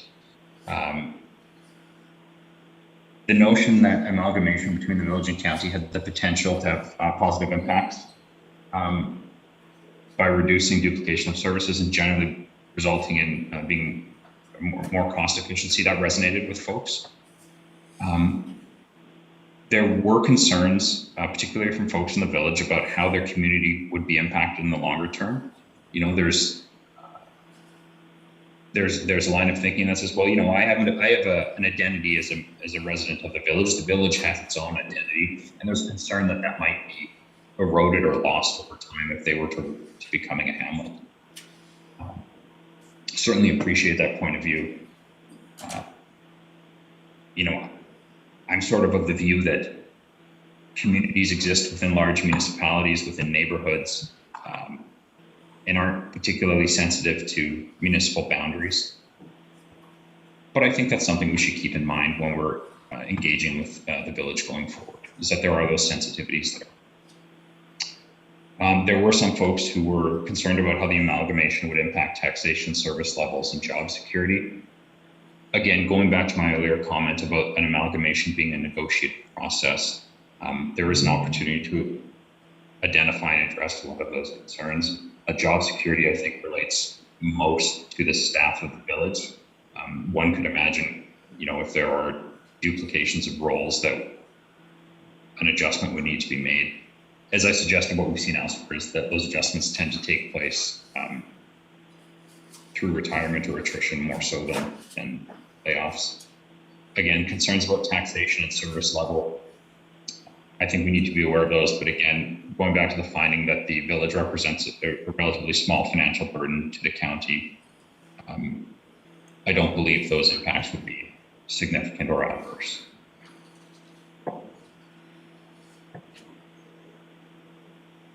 So that brings us to the next steps.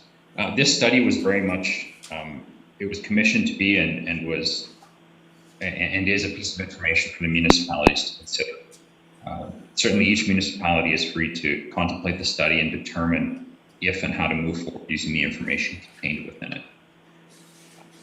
If the county and the village are interested in pursuing amalgamation, the steps to implement that option are laid out in section 103.4 of the MGA.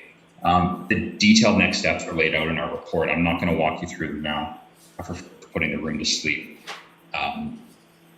What is important to note, as I said earlier, is that an amalgamation will require considerable work.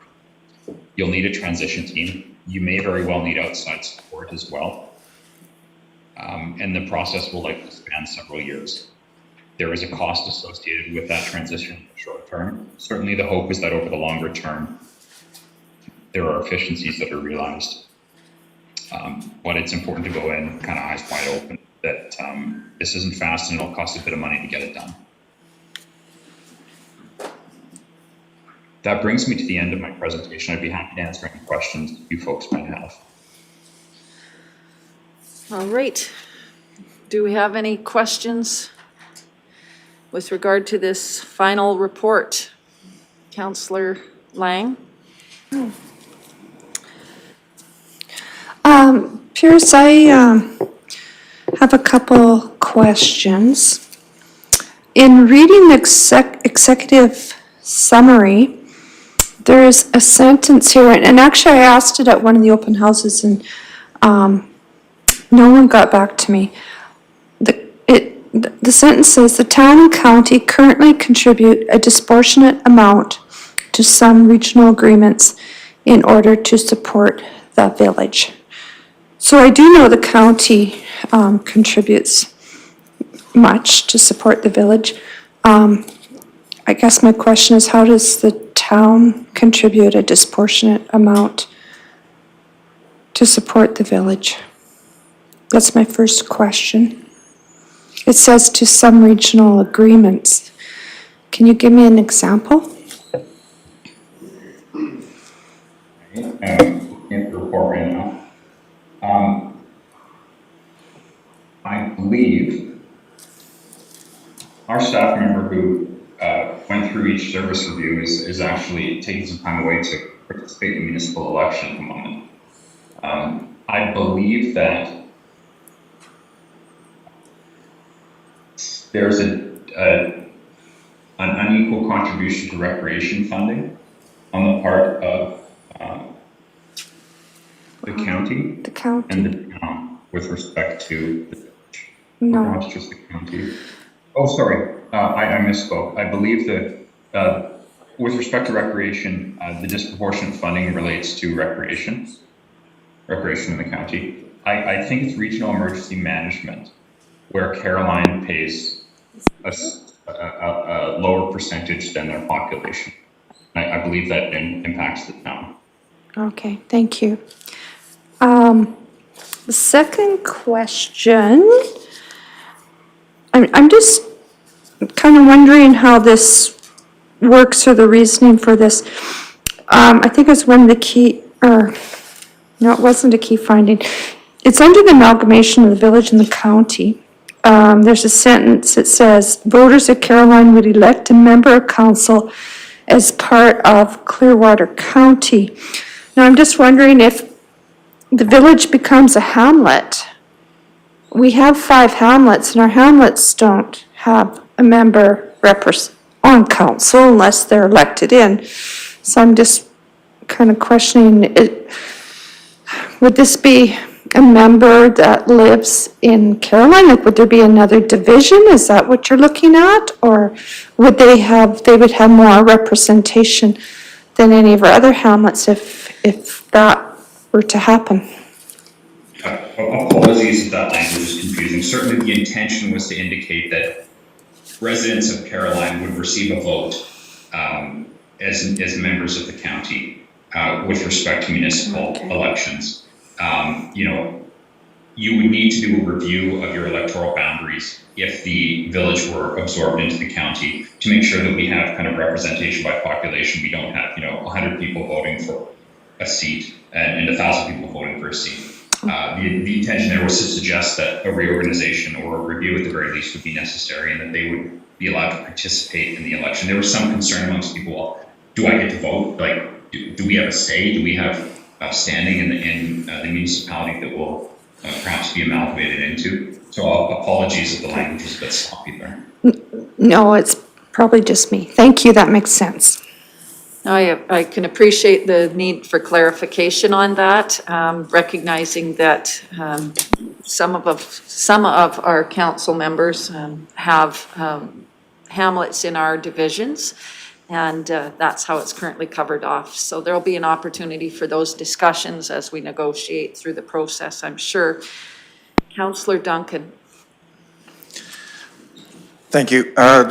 Just looking at the, I think it's in here, but I just wanted to confirm that the $75,000 grant we got to, work with Caroline, that is still intact, is it not? And can be applied as we move forward with Caroline? None of it was spent on the previous study?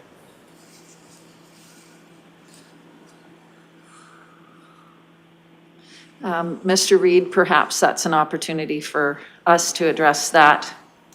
Certainly that grant is indeed still intact, and it's part of our going forward to, in essence, ask for an extension so that we could spend that grant on these next steps.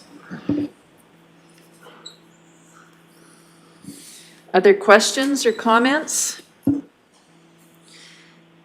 Councillor Swanson? Yes, I want to say that I appreciate the way you outlined in the report the different services, how and identified between the town, the village, and the county in regards to service deliveries and the details on that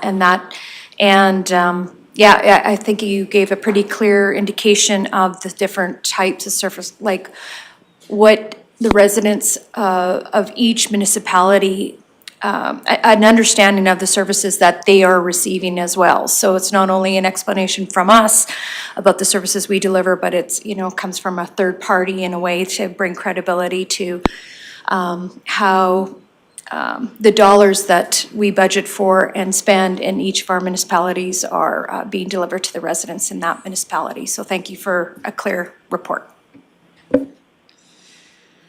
Other questions or comments? Councillor Hoven? No questions. Okay. I guess from my perspective, the only question I have is, besides this presentation today, how will the final report be released or advertised? Perhaps we could have a little bit more clarification on how we would, I know at one point we talked about jointly having an announcement or release. Where are we on that? Mr. Reid? Certainly, I can speak to the loose discussions we've had on administration side with the other regional partners, and the clarity was this report goes to all three councils and thereby becomes publicly accepted by all three councils. There was already a joint press release announcing this final report, so if council would like something more than that, we can certainly look into it. This does beg one of my questions, if I may turn your question into a question to Pierce. Okay. So, please do. Mr. Shuchuk, the CCR Regional Governance.ca website, will that website receive an update, a final update or when can we expect that website to receive its final update showing, even this schedule change or schedule amendment that now this final report has been accepted by all the councils, and would it be available, or when would it be available on that website as well? To in a way, your report today is sort of putting a bow on this project. That website, when will it reflect that bow being tied up nicely? That's a great question. So I'm making a presentation to Town Council this evening. I've not been asked to make a presentation to the village. I will contact the village to determine kind of where they are in the process, whether they've accepted the study or not. Once I have an understanding from each municipality that this study has been accepted, we can update the website and indicate that the study is completed and each council has accepted it. It's certainly up to the participating municipalities to decide if the study is to go up on the website or if you would like to disseminate it in some other manner, but we're happy to throw it up there. for folks to read if that would be full.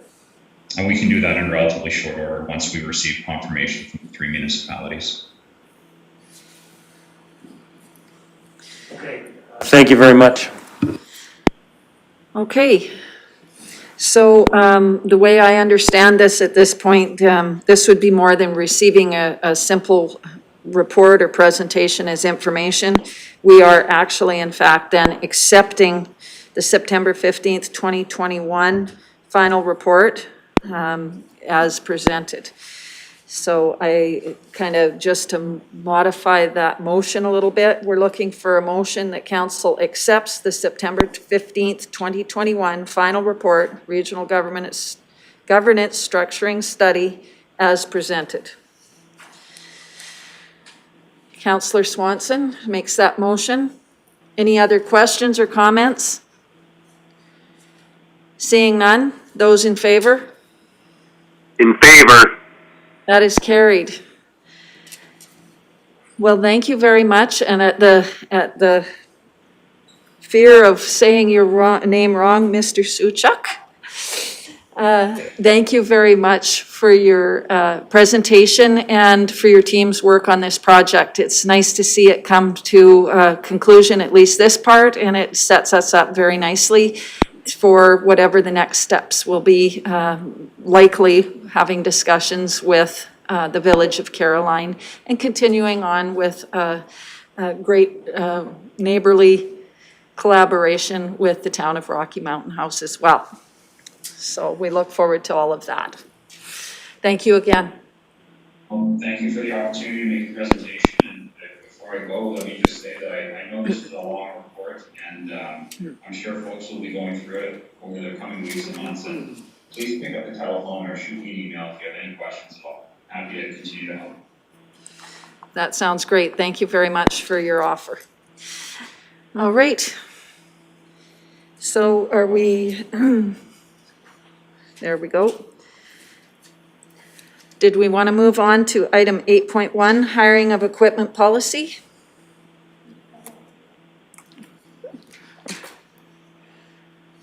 All right, we're good to go then. I know I'm a hard taskmaster. I don't always let you get a cup of coffee.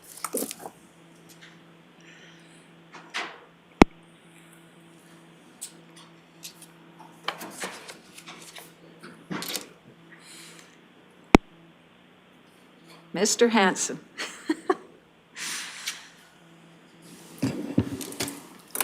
Yes, good morning, Reeve-Liard Council. It is my pleasure to present, I guess, my last agenda item there for this council. It's been a fantastic last 4 years, certainly attributed to, you know, the decision-making of this group and the dedication of our staff there to make our projects there successful. And I just wanted to really say that it's been my pleasure there. We've got a lot done over the last 4 years and look forward to a great future.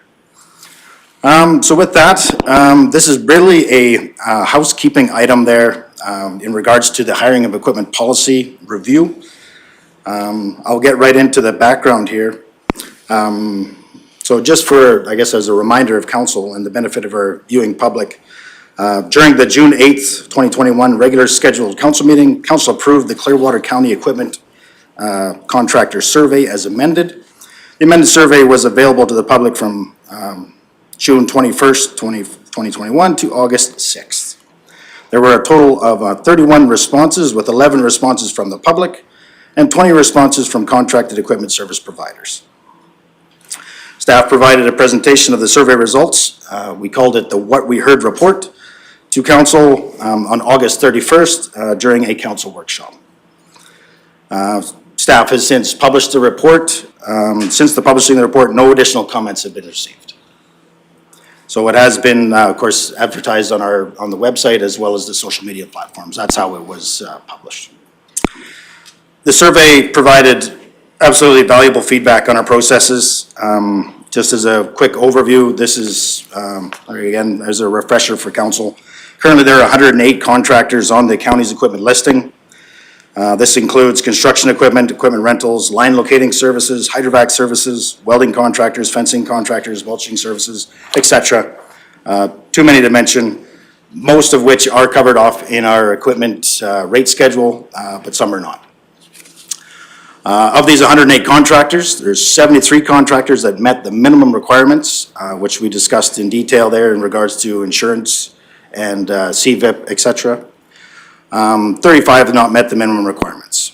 So at the beginning of the year, staff sent out 2 letters requesting that information that we required.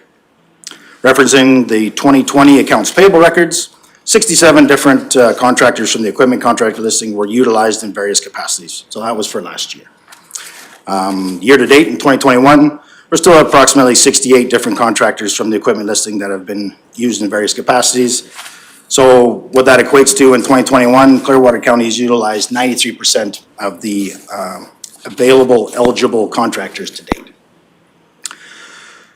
So with that, staff has developed a summary document which has created the building blocks for improving the policy. I can tell you now that there was no large revelation, I guess, for improving the policy or changing the policy. We've definitely modernized it. We've started the draft on the procedure, depending on council's decision today in regards to the policy. Of course, then the procedure would be associated with any changes with that.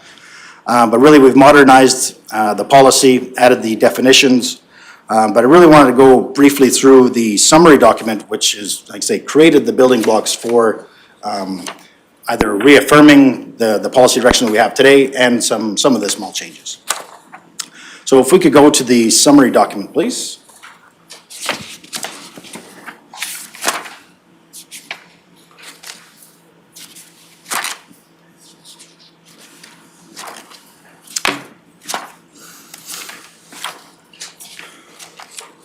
So this summary document really outlines the equipment survey questions, basically how the respondents responded, as well as tying in the discussion that we had in the workshop as associated with the policy improvements, changes, etc., additions.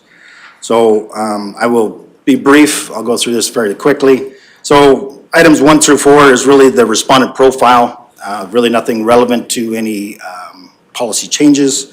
That just created the environment to be able to see the type of respondents that we had during the survey. So we go down to item 5, please rate Clearwater County's commitment to safety. Of course, safety being the utmost important thing to all the things we do. 71 of the respondents rated the county's commitment to safety as average or above average, which is a great number. But really, we looked at our policy and our procedure and wanted to include a statement focusing on safety, of course, in those 2 documents. Moving on to item 6, there again, please rate Clearwater County staff communication effectiveness. Of course, we know that communications is absolutely key. 64% of the respondents rated the county as average or above average. So there again, we just wanted to add a statement in the policy and procedure, in regards to the importance of communication. If anybody has any questions, feel free to stop me, jump in if you need to. Okay. Item number 7, this is something that we discussed at the workshop. I hope I was able to encapsulate the desire here. So it really was to do with the policy statement, I believe. Clearwater County should continue to the greatest extent possible use hourly work contractors located within the boundaries of Clearwater County, the town, and our friends at the Village of Caroline. 81% of the respondents strongly agreed with this statement, so that's why it did remain. It is recommended the statement remains as the policy statement, but be amended. We recommending to replace to the greatest extent possible to where it is practicable, which I hate that word, but it is a word that is used quite often to do so. It really, what it does, it allows, of course, the discretion to use that, of course, we want to use our friends and neighbors in there, our local municipalities, but when there's other exterior forces, legislation requirements that require us to go outside, then we have that ability to do so. But it still is our focus. Item number 8, This is to do with our minimum requirements again. So we discussed our 2 million liability, which we discussed with the council there, what seemed to be the appropriate amount. The commercial vehicle inspection program, which is important for the safety of our trucking industry. Of course, be in good standing with Workers' Compensation Board, which we get regular updates on there for our contractors list. So that was the minimum requirements. 81% of the respondents agreed or strongly agreed with this statement. So it just remains the same in the policy as is. Number 9, this is a little bit more clarity, I guess, on how rates are established, and that's going to, I guess, come to fruition the next time we review the rates in the spring. Clearwater County rates are established using a percentage of the Alberta Road Builders and Heavy Construction Association's rate guide. So we asked the public to rate it. 50% of the respondents agreed or strongly agreed. 25% of the respondents neither agreed nor disagreed. The amendment in the process we want to do is an annual review by council in regards to the rates. So there is a recommended policy change in that regard. Fuel prices, we did have some good discussion on this item. Fuel prices can fluctuate greatly over the course of a year. Clearwater County may approve a fuel index if the price rises significantly above average fuel price. That was the question in the survey, of course. 87% of the respondents rated this item as important or most important. We can see that again as we look at our pump prices today, projected oil going to $100 a barrel. We know that some of these fluctuations can happen quite rapidly, and I believe we're putting the county in a position to respond to these types of pressures. So a reference to fuel indexing has been added to the policy and will be managed through the procedure. So it is going to be an administrative procedure. It's going to be associated annually when we review the rates. It'll be an annual fuel index. Ripping right along, item number 11. In regard to equipment moves, demobilization, currently the county will pay for equipment moves to and from the job site if it's less than 3 days in duration. If the job exceeds 3 days, the county will not pay for equipment moves will only pay for equipment moves to the job only. Great discussion with council in this regard. We believe that the policy direction was sufficient. In regards to travel time, there again, another item that we asked our respondents to provide perspective on. 36% of the respondents disagreed or strongly disagreed. 45% of the respondents agreed or strongly agreed. Discussion on the item basically determined that the current policy direction was sufficient in that regard as well. So we just provided a little bit more clarity in that regard. Number 13, in regards to service trucks. This is something new. Currently, the county does not pay for service trucks, which is defined as the vehicle that is utilized by the equipment operator to get to and from their equipment on the job site. 45% of the respondents disagreed or strongly disagreed. 32% of the respondents agreed or strongly agreed. So in discussion with council, which is included in the policy here today, that compensation for service trucks is recommended, and it has been incorporated into the policy. It's also been added to the Schedule A, which is the equipment listing, which will be attached to this policy moving forward. Just before you move on, Sure. Mr. Hanson, on this one, because that's an addition, I imagine we're going to have to, between that and the fuel index, we're going to have some sort of amendment to budgets going into 2022 based on that. Best guess, are you looking at certain percentages on that based on the use that you're currently seeing? Or I get that it's going to be a little bit of a art form figuring this out this year for the first go, coming into 2022, I mean. Yeah, so we've, the gravel road rehabilitation, for example, like we see an increase in all of our material costs between gravel or culvert costs. Annually, it is a block funded program. What I've done is added a 0.5% increase to that budget, which would compensate for this as well as our annual costs. It is it's not an aggressive index to be associated with a program, but it's a $5 million program for our gravel rehabilitation. Basically, we are trying to say be very cost conscious, I guess, in that regard. We conservative. believe that that a $5 million investment annually in our gravel road inventory is important, and it's a lot of money. We don't, so we want to be we look for better ways to become efficient. It's, other departments, will make an impact. I had some discussions with even our ag services there. It definitely is going to have an impact on their operations. So in the schedule, we've worked it out to is approximately $55 a day is what we'd based through the discussion that we had with council. So yes, there will be an impact, and they will be brought up again, I'm sure, during budget time. All right, I just thought it'd be a gentle reminder that we will likely see those numbers on our budget. Thank Certainly. you. You bet. There's another new item there that was not addressed previously in the policy. Items such as grater blades, ripper teeth, cutting edges should be included in the hourly rate for contracted equipment. Great discussion in this regard there during the workshop. 55% of the respondents agreed or strongly agreed. 23% of the respondents neither agreed nor disagree. So as staff, we are recommending addressing this item in the policy, clarifying that where items will only be compensated in severe service conditions only, and that definition's also been added to the policy itself to define severe service.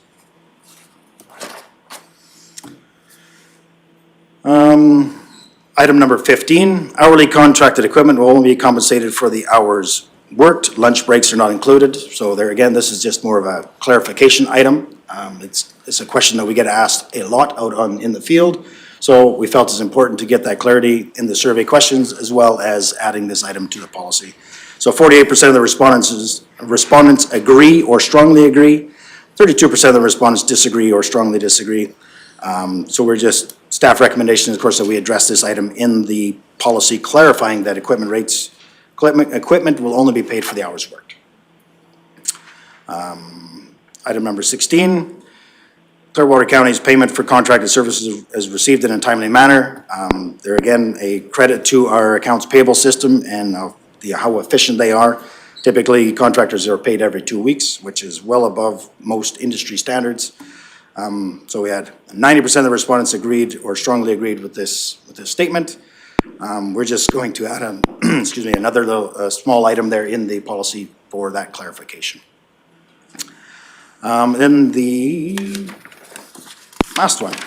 So it was in regards to ranking how the county should prioritize hiring considerations. 1 for the most important to 5 being the least important. Respondents ranked the hiring considerations in the following order. Experience of the operator, suitability of the equipment, and the condition of the equipment being 1. Number 2, past work history with Clearwater County, value, availability, cooperation, and/or safety record. 3, work shared equitably amongst contractors as Clearwater County deems possible. 4, the location of the equipment in relation to the work site. And 5, that generally contractors have no more than 2 pieces of equipment working on one job at one time. There again, these items have been added in this order, but has not been prioritized as such. These are just going to be considerations generally in the policy that we've considered as being important. So with that, again, these are the building blocks, how our policy amendments are associated with the survey results in the What We Heard report, which has absolutely been invaluable. So we'll maybe switch back to the policy itself and see how that looks from a policy perspective.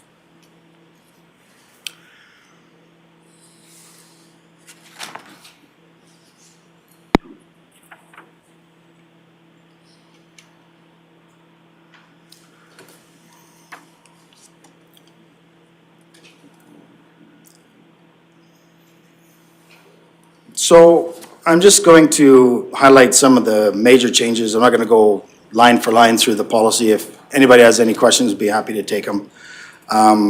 There again, the policy statement, including the revised verbiage, where it's practicable to do so, that has been added.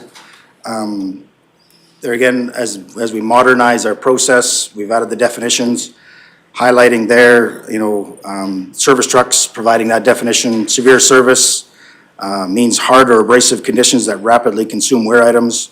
Example, ripping or excavated rock. Really, that is up to the discussion between the site supervisor and the contractors to really define, what equates to that. And we do not see that being an issue at all, but it's really good to have that identified in the policy and definitions there to provide some guidance in that regard. And then just the overall purpose, that's been added. The council desires a fair and fiscally responsible approach to hiring equipment contractors for county hourly work. That supports the policy statement. As we go through the criteria, there again, basically outlines from the summary document, all the recommendations we've implemented into the policy. Item 3, of course, is listing the considerations when hiring, A through E. Really, item number 7, to ensure that the safety of the public contractors and county staff is the highest priority. That can't be emphasized enough, so just bold that. And of course, the communications as well, to ensure the communication between the county staff and contractors is clear, concise, and to ensure that all operations are conducted in a safe and effective manner. There again, those items are going to be expanded on in the procedure. Dispute resolution pathway, this is something that has been added. So item number 10, to ensure that there is a clear dispute resolution process between contractors and the county. The dispute resolution pathway for the county shall include the project foreman, the supervisor, director, and the CAO. The CAO's decision is final. There again, very much so expanded on in the procedure there on how that process would work between whether it's an owner-operator or whether it's an equipment operator that works for a larger company. So we'll address that in the procedure. Under compensation, really not a whole bunch has changed other than to formalize the process for the fuel index. The annual fuel index shall be based on the current fuel price compared to the previous 2-year average price. We do get the monthly average price from our fuel provider, so we have a really good record of the previous monthly average fuel price. So using that, so current price versus the last 2 years, when we review the rates in the spring, we typically get the Alberta Road Builders rate guide in April. Give us May to review it, so by the first meeting in June, before really most of our projects have kicked off, we'll be able to have that the rates reviewed as well as the fuel index could be applied associated using a formula based in the procedure. So it is a scientific method in calculating the fuel index. There again, so moving on, clarity on the equipment moves, only if the project exceeds 3 days. Another item, number 15, the new in regards to service trucks. Like I said, I identified that it's in the Schedule A as a new item at the very bottom. Wear items such as grater blades, that's new in item number 16. 17, again, there's in regards to the hours worked versus payment. And lastly, to ensure that payment for contracted services rendered is received in a timely manner. So that really summarizes, and I hope I was able to capture council's desires in regards to the policy amendments and modernization. And with that, I'd like to open up the floor to any questions you might have. All right, before we start any questions, I'm looking for a motion that council approves the revised draft hiring of equipment policy as amended. Councillor Lang? All right, I'll open up the floor for discussions and questions. Anybody have any comments? Councillor Lang? Thank you, Eric. You've put a lot of work into this and it looks improved. And I'm also hearing out on the streets that contractors are finally getting some work that they haven't in the past, so that's a good thing. I guess the one thing here, it doesn't tell council that much. This sentence, in 2021, Clearwater County has utilized 93% of eligible contractors to date.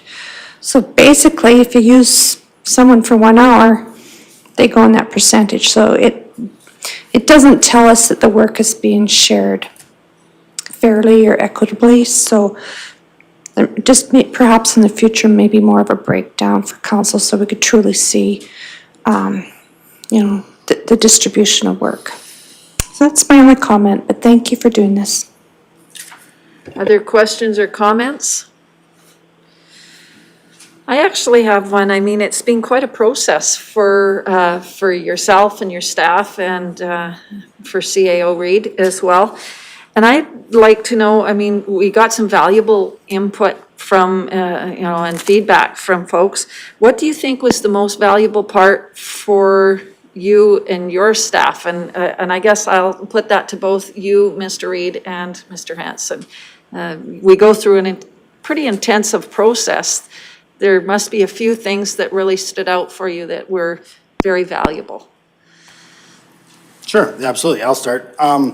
So what it really identifies is the need for better tracking, I guess. A lot of the hiring of equipment, the utilization, shared equitably amongst all contractors, was never really tracked as closely as it likely should have, right? It was mostly on the ability of the foremans and the supervisors to evaluate, the work programs, the contractors available.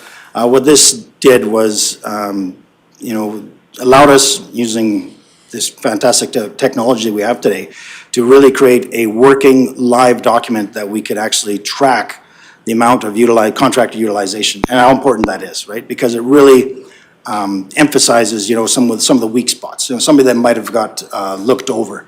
So that's been the big eye opener for me is creating that document.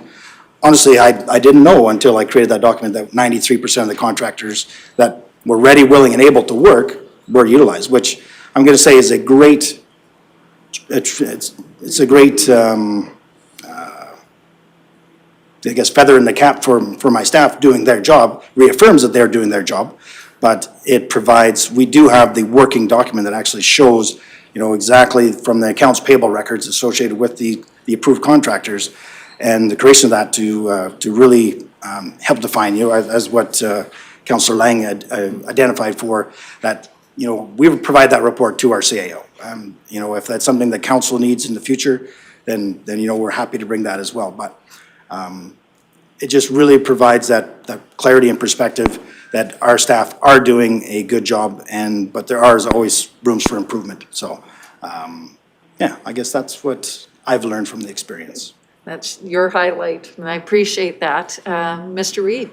I would certainly echo Eric's comments. I would certainly, from being what we will call the new guy, certainly through the bulk of this process, what I will definitely take away is just how honest the staff were when we sat around this very space and asked the same questions that we were asking to the contractors, and their ability to be introspective and to be honest and to, I think the real clarity on understanding the industry that they work in. I was really impressed with their ability to come open-minded and their professionalism and integrity. I was really impressed with that. So that's definitely a strong takeaway for me.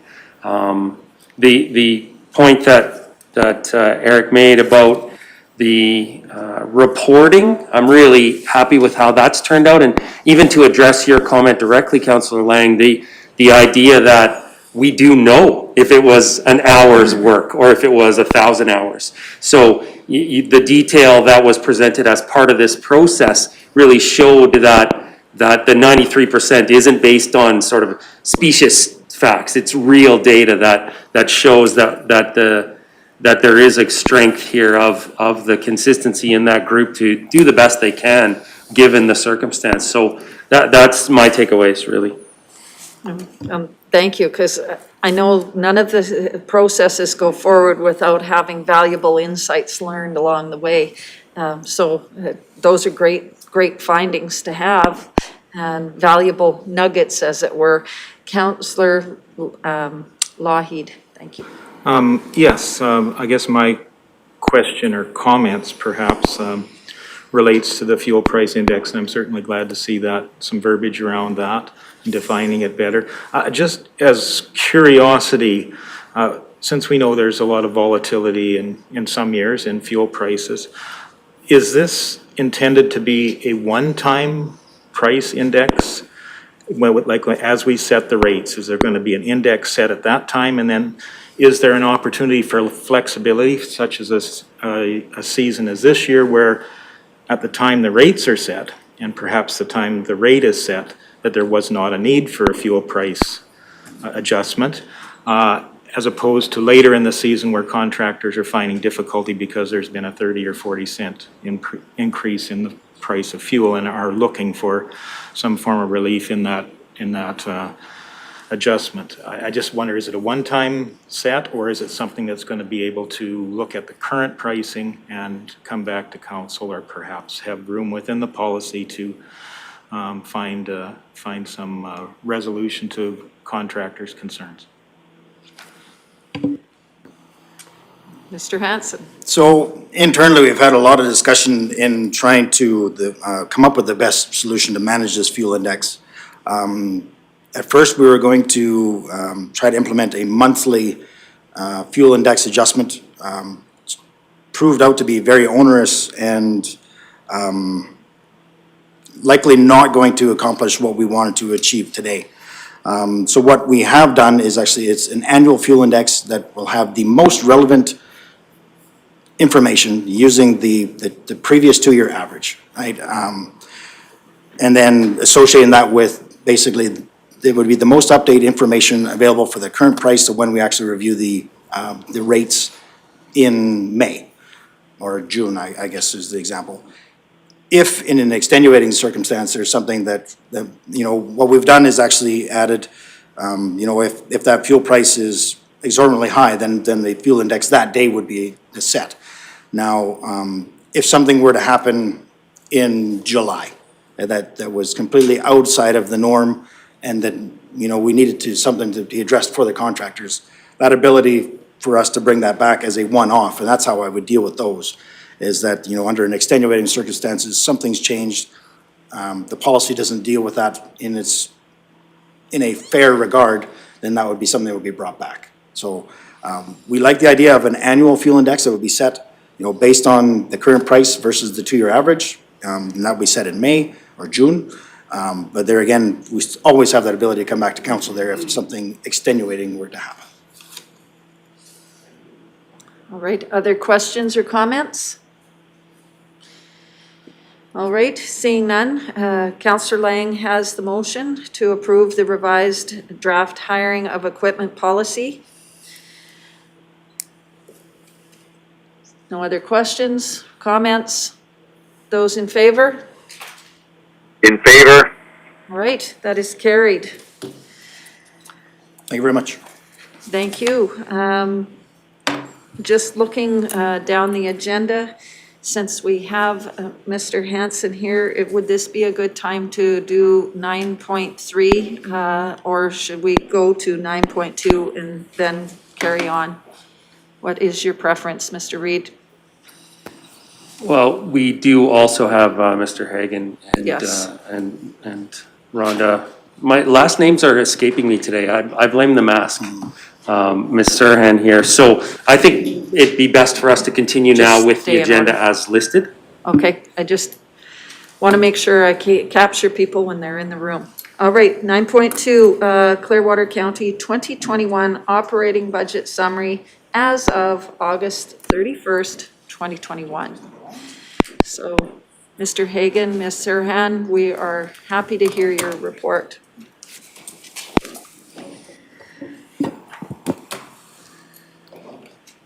Good morning, Council.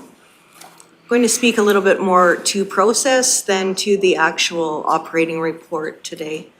So previously we had done quarterly reports to Council beginning probably a little after the first quarter, because the first quarter's not much going on except for the month-to-month operating expenditures.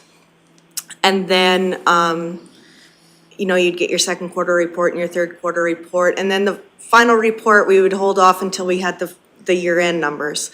And we just felt like that wasn't enough reporting to council. And we are going to still continue to do the quarterly reporting with an agenda item with more verbiage and explanation. But from now on, monthly, we will be attaching an operating report that just shows up to the end of the month previous. So we're just catching up. This one's August, and at the next meeting, you would see September's. And then from then on, the second meeting of each month, you would see the month previous. So one of the reasons is to get the numbers in front of council so that if they have any questions, they can let us know. But the reason we're not going to do a full agenda item for each month is that, it's some of the same things every month as, rec, we don't pay till the end of the month, so you'll see that off. And, so we don't want to go through those explanations every month, finding them a little bit redundant, but we want to make sure you get the numbers in front of you for everything else. So I'm just because I'm in front of you today and the reports there, I just want to point out the one maybe anomaly in this month's report is the lot sales in Nordegg. You'll see that revenues at 2.9 million at the end of August. So that's lot sales are extremely active in Nordegg. The rest of the report's pretty much what you would expect, but like I said, I'm not going to go through the whole report every month. We will be attaching it monthly. It'll be available on the webpage and in your agenda packages, and we will speak to them quarterly still. Do you have anything to add to that, Marie? All right, any questions or comments? Councillor Lang. Rhonda, you might not know the answer to this, but with that 2.9 million lot sales, do you know how many lots were yeah, I know it's not your department. I don't know how many lots, but I know there's been pretty much everything we've had in the north has sold. Yeah. Numerous manufactured home lots have sold, and multiple town site lots have sold, so. Okay. If I could jump in there, I took a drive through there on my way back from a conference, and I noticed there was 11 lots with sold signs on Elizabeth Avenue. Wow. And 11 of the manufactured home lots from that manufactured home park. Any rate, so that would just caught my mind. I couldn't tell in the commercial core yet, but Yeah, no. I thought that might help you if I just jumped in there with some of the numbers. Yeah, for sure. Other questions or comments? All right, it looks like we're doing business as usual here, so. If there's none, then I guess we'll move on then to the Public Works report. Thank you very much for providing this information to us and how we're doing financially. That makes it 9.3. Did we vote on that motion to accept it? No, we would vote on all of these reports. Okay, thank you. At the end, thanks. So 9.3 is the Public Works report. And Mr. Reid, if you want to walk us through it, and then we have Mr. Hanson as a captive audience here to help us out. We've trapped Director Hanson, absolutely. Well, again, another really, really excellent Public Works report. So gravel roads continue to be maintained. Surface roads also. Line painting still ongoing. There isn't really a lot of update in those files. They're ongoing, right? These maintenance projects, as you can see, we still have lots of contractors out there working. One very important moment, I will just highlight the bottom line on item 3, the new Welcome to Clearwater County highway signs are in production, if not already produced as we speak, but the installation is scheduled for the week of the election. So next week, those signs should go up to help us celebrate our new council. That's great news. And considering this has been a long time coming, I didn't know that signs could take so long, so great news. And, the communications sort of winding path that took to get those signs into place is very interesting. And it's not as though I could go back and wave a magic wand and somehow make it all work out. It was just the process that required those kind of things, little gaps here and there, but I'm excited to see them go up as well. So we go to solid waste and recycling services. Again, not much to update there, except for one item that certainly I know Councillor Lang had asked about. The fall-winter hours of operation, we're back into fall-winter from October 1 to May 1. And of course, I did verify that our sign is accurate at the site right now, because of course we're back on to fall-winter hours. So we will make sure to advertise the change with lots of notice when we go to extended hours next spring.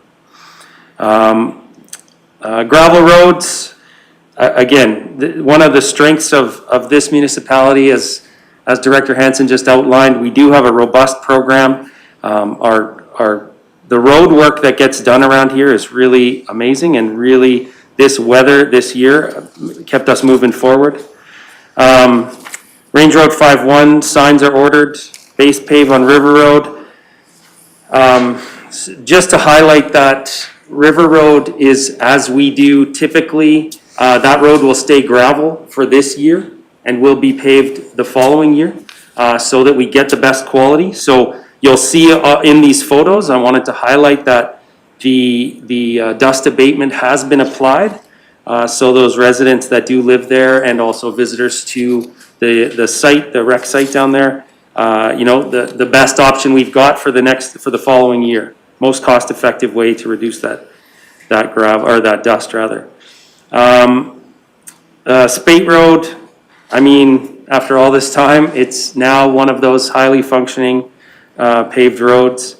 And then we get to Nordegg. You'll see that there's shallow utilities ongoing, including natural gas. The staircase and retaining walls, I don't know if, Reeve Laird, you mentioned you were there recently, if you were able to view any of this, but the changes to Nordegg, I think, again, are reflective in the lot sales. The things that you wanted to do are coming to fruition. The Caroline House, an interesting property right beside the hub there. That house has been removed, and we're continuing to clean the debris. And then the Leslieville Fire Training Tower, and I will tell you, coming from a previous county that also had one of these, very popular with the brigade, and a great training aid that in the end eventually will save us money, as we're not sending people far, far away. They get to do that training on the regular in our locations. And of course, I'll close up with, as ever, road bans, and the highlighted ones are still in effect. Any questions?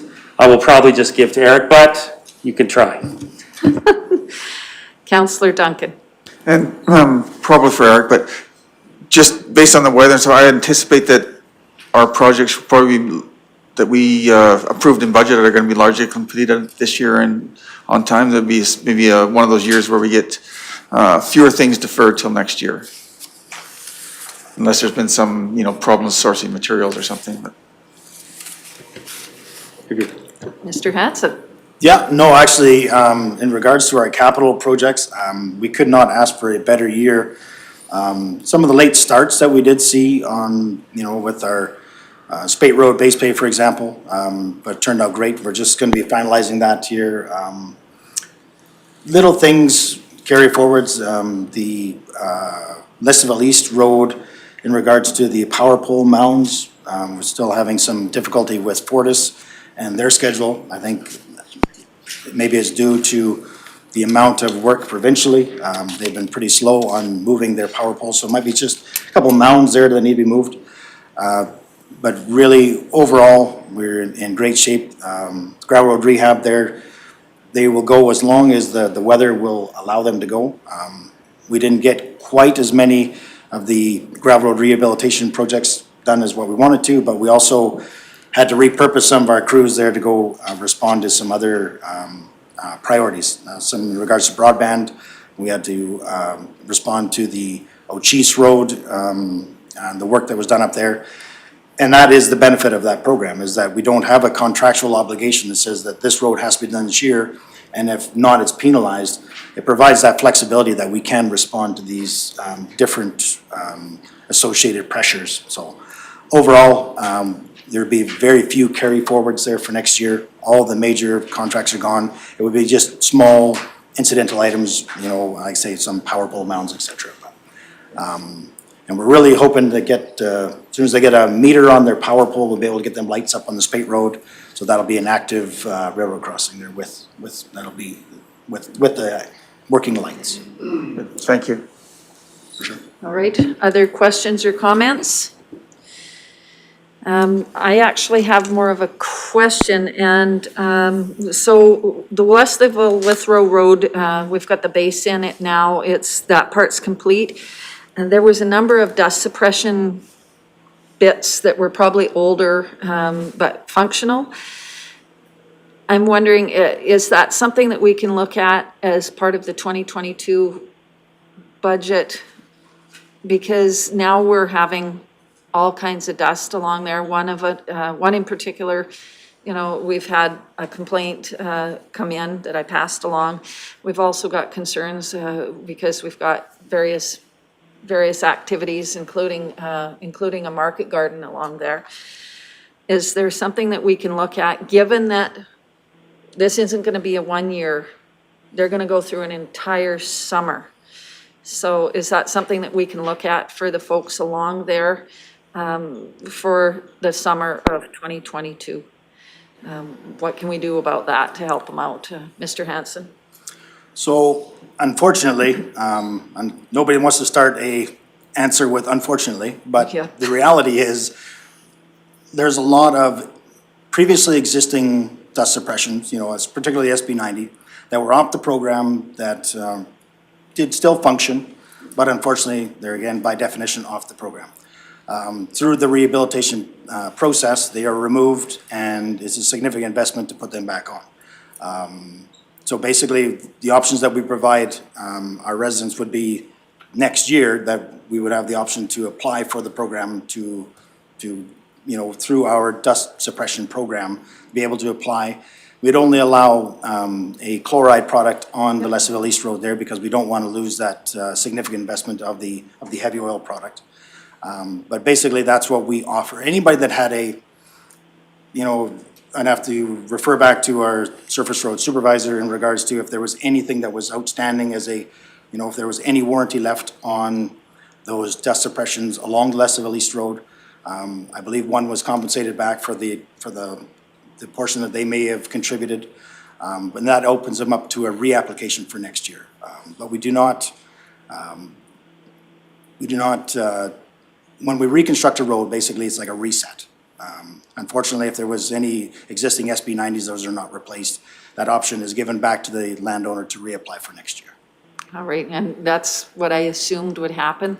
I think for me, what's different this time around is we're not going to be paving in the summer of 2022. We're aiming at 2023 with our current capital budget, which means that these folks are going to have to go through an entire summer of a lot of dust. And having lost, I'll say, off warranty SB 90 applications and or others, it's creating quite a bit of challenge out there. So I think that's something that probably the next council is going to have a discussion about before we have all the folks along that road come in and have a conversation with us. So I think it's something we'll need to think about and manage as we go forward.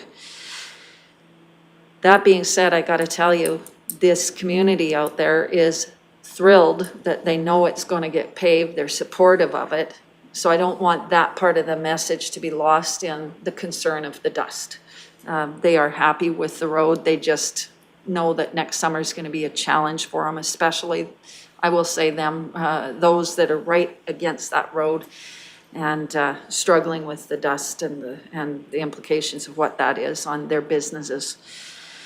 Thank you to the team that went out and did the potholes in Leslieville. That's awesome. They're filled. And the only other question I think I have here is just a question of when would the erosion in front of the Leslieville mailboxes be looked at being addressed? I guess, I know I sent that over to Mr. Magnus and copied you, Mr. Reed. So the hope is that that will get dealt with before we have freezing things happen and ice build up in there. And hopefully we get the Leslieville sign up as well. So, yeah, fingers crossed. So those are my comments. Is there anything more on the Public Works report? Deputy Reeve Vandermeer, there we go. Thank you. This isn't really anything dealing with the report, but Reeve Laird's comments about road conditions raised one thought that I had, one thing I observed. There's a huge pothole on the west side of 761 as you go onto Stauffer Road. Right there, it's potentially damaging to vehicles, and it may be right on the boundary between the Department of Highways, Alberta Department of Highways, and the county's responsibility. It needs to be addressed. If I may jump on that comment, thank you, Deputy Reeve Vandermeer. In the last 3 or 4 weeks, I have received many comments from councillors asking about things like this. And I want to remind all residents that at any moment, you can call the county office and officially lodge your service request. And also, a 24/7, all day, every day, that service request form is available on the website. And every time that gets used, it does about 1,000 good things. But the 3 that I will highlight today is, that's prompt. So you would give us that information in a much quicker, much more responsive way for us to be able to get the information and respond. But 2, it becomes part of our database. And that does 2 things. 1, it's a moment in time that's tracked. So we know that once it comes in as a service request, there will be a resolution that can then become part of our database. And that second part of the database is, as a data-driven organization, it's crucial for us to be able to go back and say, we fixed that pothole just 3 weeks ago, or that pothole is the responsibility of Alberta Transport. And so thereby our level of service increases with every data point that we solidify. So this is a great opportunity to remind everyone that that exists, that either call us right at the office or use that website. And I thank you, Deputy Vandermeer, for giving me that little platform. Councillor Lang. This question is for Eric. I guess further to the concern that Deputy Reeve Vandermeer brought forward, when there is a pothole or that's right on the border between the county and Alberta Transportation, because it can be very hard on tires, because it seems like sometimes there's a drop off and the cement or the edge of the pavement is really sharp. But if it is Alberta Transportation's responsibility, do you contact Alberta Transportation at that point in time then, if it's deemed that it's not a county responsibility? Yeah, absolutely. The property lines are clearly defined in between where the county property starts as well as where the transportation's responsibility begins. We have a really good working relationship with transportation. You know, when for an asphalt overlay, for example, we always extend well into transportation's right of way to try to address any of the weak points. We know that intersections are prone to damage. You know, one thing you get not as good as compaction right up an intersection. You have that turning movement which creates those pressures that wear.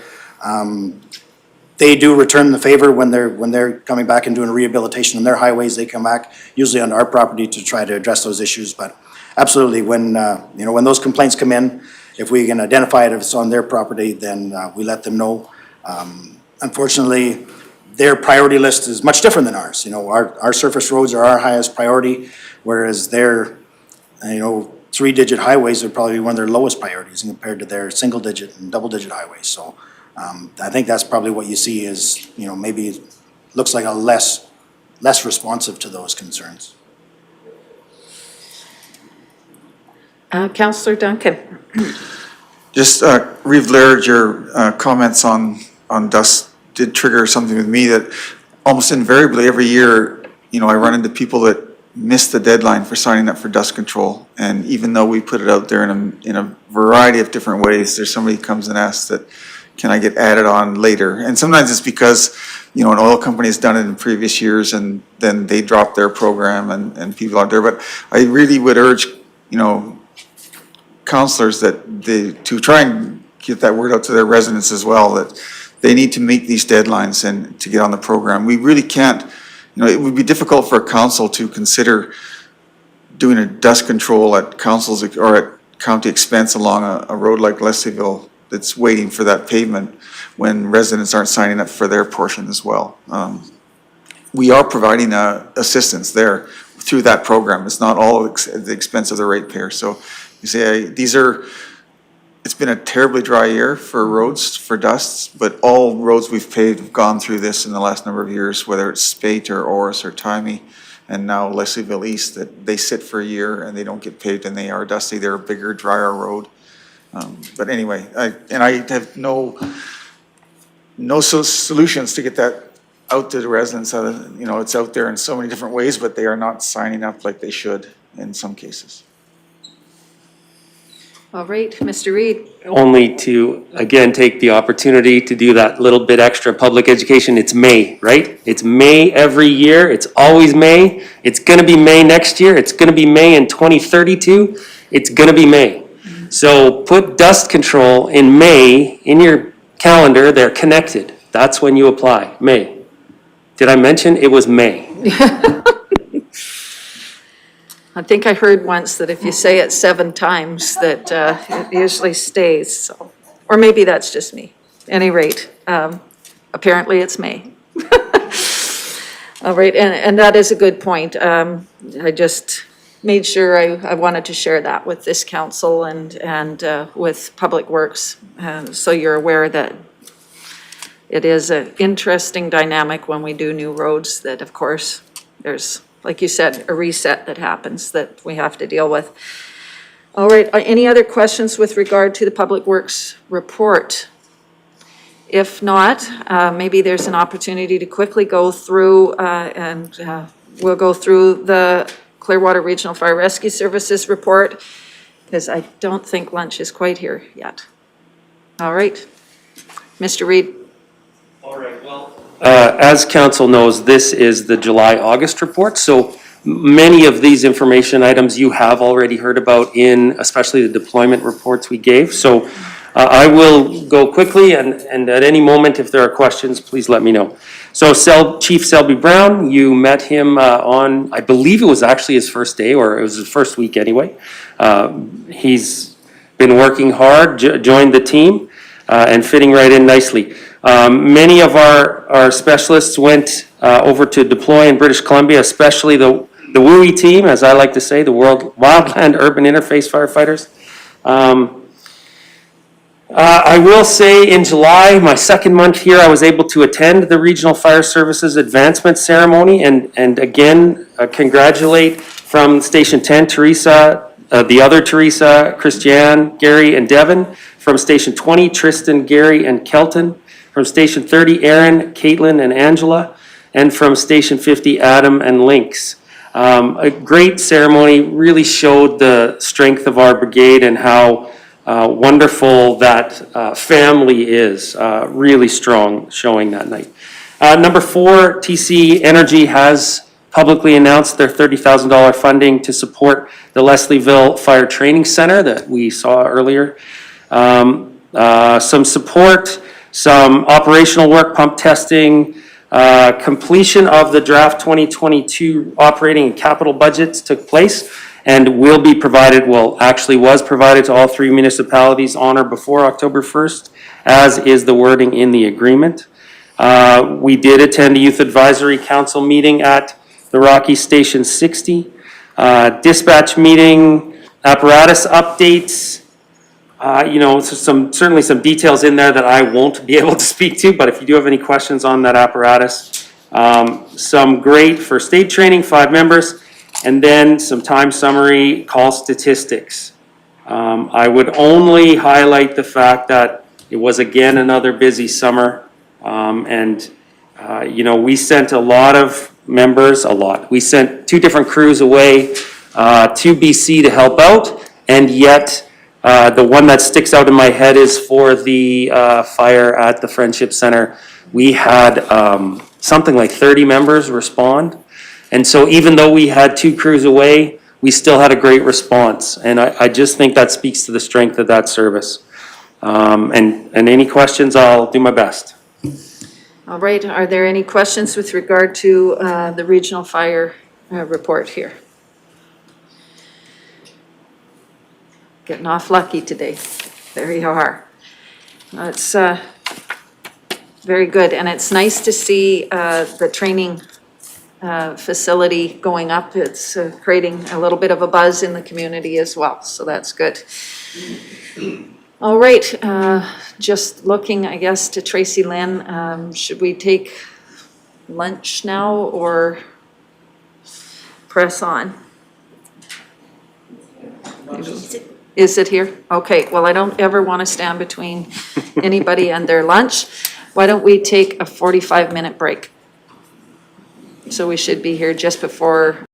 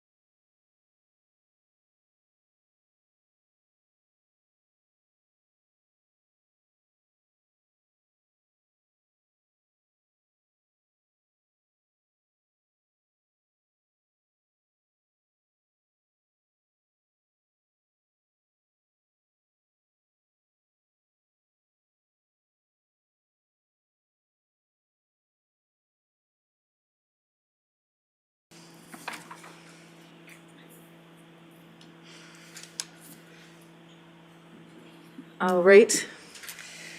Well, given that we're back from lunch, it is 12:49, and returning back from our lunch break, we have completed our CAO report, our operational budget summary from August 31st, Public Works report, Fire Services report.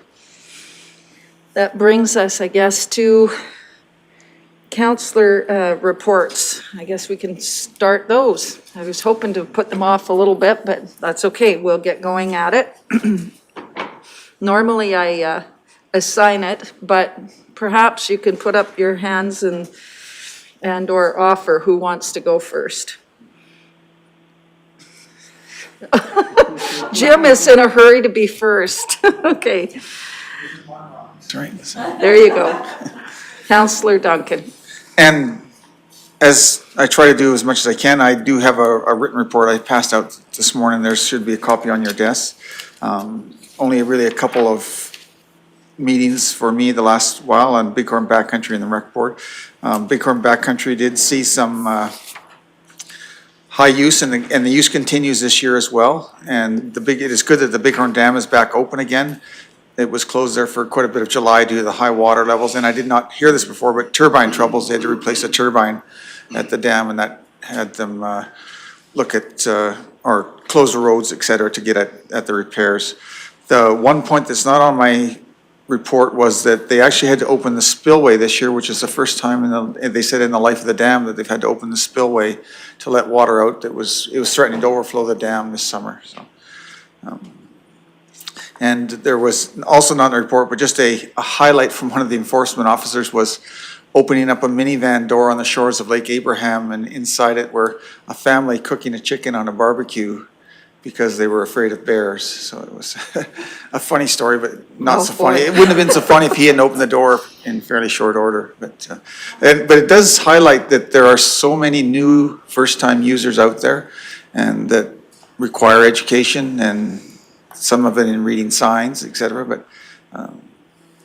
but we are going to see a lot more again in the coming summer, I'm sure. So, the Rec Board, up and down with COVID, and it has been a struggle for town staff to know which way to turn on that one, how to, they spend a lot of time figuring out what facilities can be open and at what capacity, et cetera, and but are making do, and right now running at 1/3 capacity while the COVID protocols apply. They did hire 2 compliance officers that stand at the doors of Christensen Center. And the only other noteworthy thing there is that the doors are now locked between the curling club and the Christensen Center, so that the curling club can run with the new sort of passport, if you will, style operation to facilitate their lounge and kitchen area, whereas the caterer does not operate in the arena because that's outside of the protocols there. So. And we should see, county staff should at least see a copy of the Rec Board budget for their comments before it comes to the councils this November as well. So over at Ag and Community Services, we'll be getting the first look at it for us, and before we see it as a council this year. And that's my report. All right. Any questions for Councillor Duncan? Councillor Swanson. I'm just reminded that the plus 55 games are in the area for Alberta. And I was just wondering if this was on as a zone 4, if the Rec Board was, had any information, or if they were going to be help promoting that next year, because they're doing basically 3 games in 1 year. They're doing a winter, a summer, and then a following winter. Like it's gonna be over a 6 to 8 month period, so. Okay. Yeah, that did not come across our agenda in the last while. Would that require any budgetary? I guess it's more or less an information thing, right? That you're looking to get out there, and sorry, where would the closest one be? Do you know? They haven't let them out yet? I believe it is on their website, so people could look and we are in the central zone or zone 4 for any participants for those games. Right. And they can apply, I believe, through there, so. Okay, thank you for that. Yeah, thanks. All right. Who would like to go next, or are we going to stay in order? Okay. I can certainly go next. I have a very, very brief report. I guess over the last number of weeks, I've had the opportunity to contact and talk to community center representatives, and they are all definitely struggling with staying relevant through the COVID pandemic, and are certainly appreciative of that predictable funding that this council has seen fit to introduce. As well, people are usually ask me about the Charlotte Small School in Condor, because I can see that out my front window and get to see the progress on that. I can tell you that they are working not around the clock, but they're working every day, and a lot of the masonry work for the gymnasium is done, and footings for the remainder of the building. So they're trying to catch up some lost time and have that facility open as soon as possible for our community, perhaps next year. So, and that's it from Division 3. All right, Councillor Lang. So I just have one committee to report on, that's senior housing. So the cement work at Westview Lodge is done. It looks really nice, and it should be done at Columbus Place by now. They were going to start on October 4th. Self-contained inspections have been completed. Annual tenant meetings have been completed. And the seniors were eligible for the third dose, and I think almost everyone has received their third dose by now. And other than that, vacancies remain high at Westview Lodge, and that's 20. So it's been a long time with high vacancy rates. Any questions for Councillor Lang? Seeing none, who would like to go next? Everybody's jumping at the opportunity. Okay, there we go. Deputy Reeve Vandermeer. Just comment, I have nothing to report. Nothing to report. I will. Go ahead, Councillor Hoven. I have nothing to report. Okay. Councillor Swanson. Just that I was on the same call as Councillor Duncan in regards to the Bighorn Standing Committee, and he's covered it well. Okay. That leaves my report. I attended the Recycling Council of Alberta Circular Economy Conference. That was in Banff between September 29th and October 1st. I would highly recommend any councillor that gets the opportunity to go to that conference to go to it. I went on a tour of the Banff Recycling Centre and the Library of Things. It was kind of all done in the one tour. I'm really kind of excited to see if we can bring that program here to our library in Rocky, and even maybe Caroline, maybe Nordegg as well, depending on. So the Library of Things really is the lending of things that you probably don't necessarily have to buy. It's tools, it's crock pots, it's a sewing machine, it's all these things, and they set that up for about $20,000. And libraries are amazing at circular economy processes. That is how they buy something, it gets reused and reused over and over again. They are the perfect place for this to happen. And Banff is doing it with quite a bit of success. It's also being done at Cochrane. So that's something I think that we'd be interested in pursuing. Defining waste reduction and looking at the science and measurement and field testing and targeting for how we can do better recycling and waste reduction. Adoption and evolution of business to circular economies. Really interesting stuff. There was one textile company, Blenders, out of Edmonton.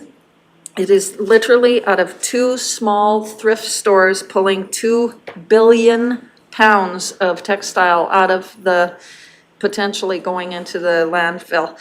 In Canada, it's estimated that we are doing, listen to this number, 31 trillion pounds of textiles are heading into the landfill. So there's lots of room for improvement. There's lots of room in that particular industry for economic growth. Construction and demolition in the construction industry is going to deconstruction and reconstruction. And there's entire economic industry around that. Extended producer responsibilities, it's my understanding after hearing MLA Minister Nixon talk about this, that we'll see that go into the legislature this fall. So that's pretty exciting news to see happening. What I thought was of interest was that waste to energy is being phased out in Europe. So didn't really say too much on it, but that will be an interesting thing to follow. Red Leaf is a company in Saskatchewan that's opening a new plant for alternative fibers for creating various items to the tune of $350 million project in Regina. They expect that that will be coming from wheat or cereal grain straw, and they expect to be producing 185 million tons of product per year starting in 2024. So that's moving ahead. The other thing that they're working quite quickly on is smarter label systems to guide and guides to recyclability and trying to get it cohesive, because right now there's some different companies are doing different things, so they're trying to get that done. So we need to see provincial and federal consistency, and really it boils down to three categories. You can actually recycle something, you can recycle it but it has lost value when you do, because of course reuse is always the best one, and then not recyclable at all. But again, very informative conference that I attended. October 6th, Councillor Lang already talked on senior housing. The next meeting for Tracy Lynn, you might want to note, for senior housing is November the 17th. October the 6th, I also attended McLeod Manor. That's the Leslieville housing site there, and there's four little independent living places out there. I had a tenant meeting and site inspection, and nothing that isn't just normal wear and tear. Also on October the 6th, attended the West Central Stakeholders Meeting, and our normal updates of interest was Ram Coal. They're not entering into any approval processes because they're waiting for the Coal Committee's finding and recommendations, which one can anticipate. And Secure and Trevita have merged, and they are closing the Eckville and Stauffer collection sites.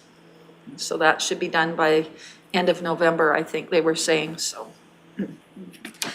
And that is my report. If there's no questions with regard to that, that completes our reports. We also have our councillor remuneration included as 9.6. And I would be looking for someone to motion to accept the reports as information as presented. Councillor Lang. If there's no questions or comments with regard to reports, seeing none, those in favor? Tim? In favor. Thank you. That is carried. 7-0. Last but not least, before we go to closed session, do we have any notices, notices of motion? Going once, going twice, gone. All right, so no notices of motion. That brings us to item 12, and that would be our closed session. So looking for a motion to go into closed session. Deputy Reeve Vandermeer. And that is at 1:04. Those in favor? Favor. That is carried.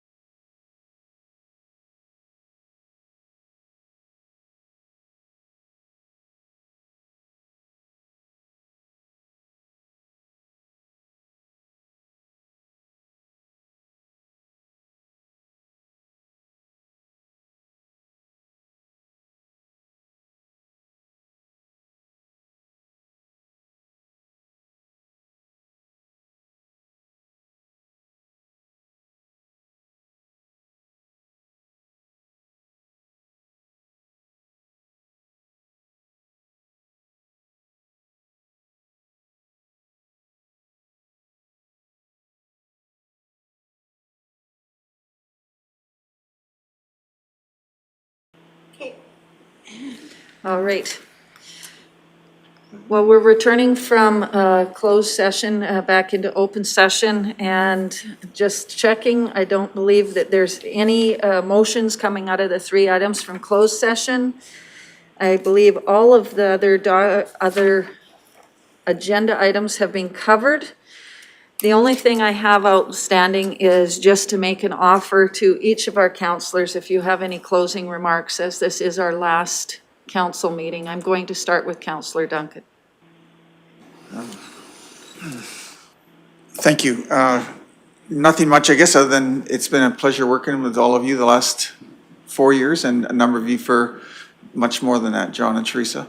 And looking forward to doing something different for a while, or some more at the farm as opposed to being at council. It has been a very busy time the last 4 years for me, but I do think that it's time to move on, and I'm happy to have served, and thank you to all the residents of the county for allowing me to serve these past 11 years. Thank you. Councillor Lougheed. I guess, yeah, I might say thank you to my fellow councillors for their support over the last 4 years. I consider you all friends, and I think we've done a lot together, and I think there's good things yet to come in our county, so keep up the good work, everybody, and hope to see you all soon. Okay, thank you. Thank you. Deputy Reeve Vandermeer. Yes, echo the comments made. I thank all of my fellow councillors for their dedication and contributions to our community over these past 4 years. As pointed out, I think we've made some good progress, and we've got more to do, and that's why some of us are trying to come back. I look forward to joining most of this group in the near future. Good luck, everybody. Councillor Lang. Thank you, Deputy Reeve Vandermeer. Well, I just want to say it's been an honor to serve. It's been busy. Every year's been busier than the year prior, but I would have changed this experience. And thank you to all. And I'm not going to say anymore. I'm going to cry. All right. Councillor Hoven. I just want to say thank you to my fellow councillors. I want to say thank you to all the staff that I've had the pleasure of getting to know the past 4 years. And finally, I just want to say thank you to the residents of Division 6. And I hope that they will honor me with their vote here on the 18th. All right. Thank you for your service. Councillor Swanson. I just want to say thank you to Jim and Teresa for your experience and your in helping the newbies in this last 4 years. It's been great to hear and get that background, and I certainly appreciate it, and I wish you well in your next adventure.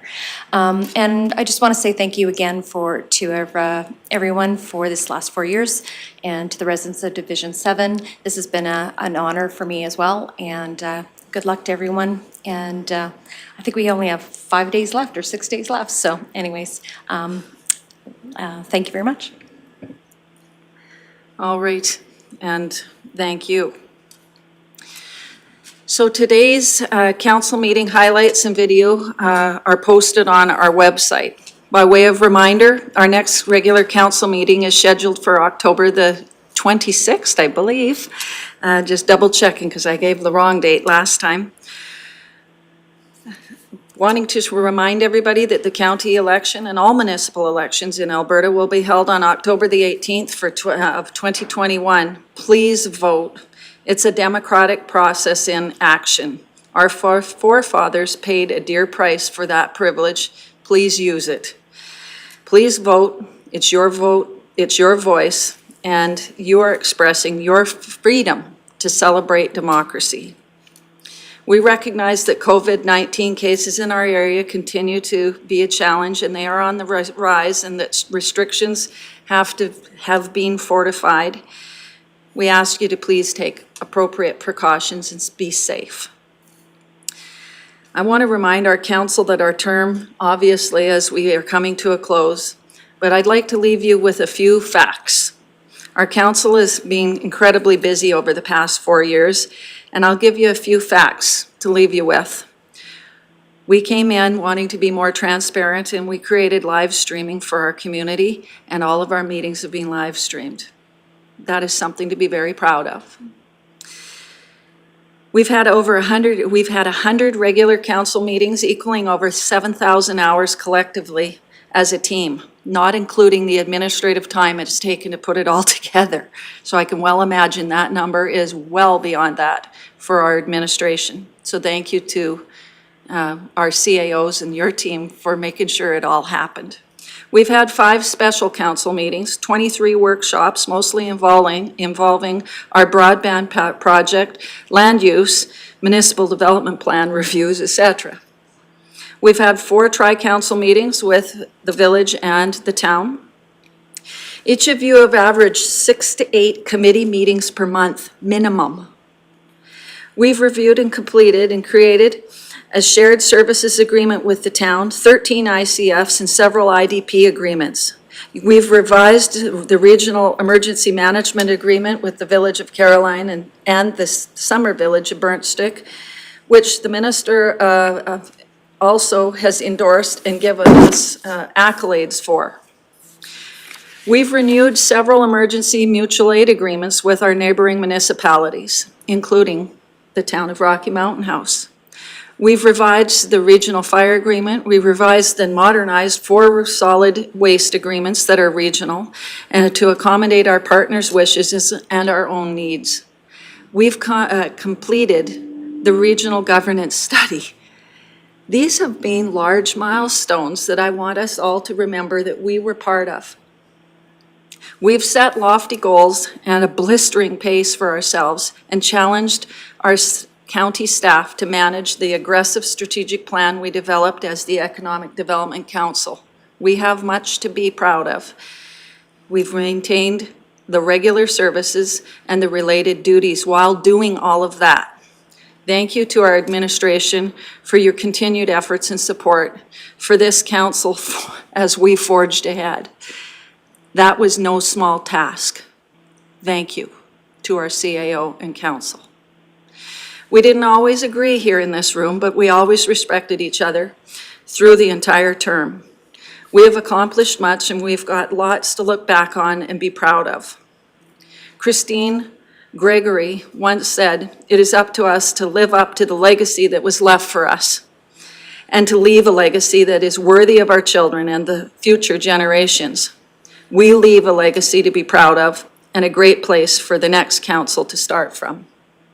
It has been a pleasure to work with our administration and extremely gratifying experience to work with each of you. And I have the deepest admiration for each of you as colleagues. I have built friendships that will last me a lifetime and I will cherish. Thank you to each of you for caring for our community and bringing our commitment and passion each and every day, and for being a great team to work with. It truly has been a privilege and an honor to work with you. Once again, please vote on October the 18th. We hope you and your family have a safe and productive fall harvest. Be safe, and I guess that's over and out for now from the Economic Development Council. I'm looking for a motion to close and adjourn this particular meeting. From Councillor. I will move adjournment. Those in favor? Tim? Are you in favor of adjournment? Favor. Closed.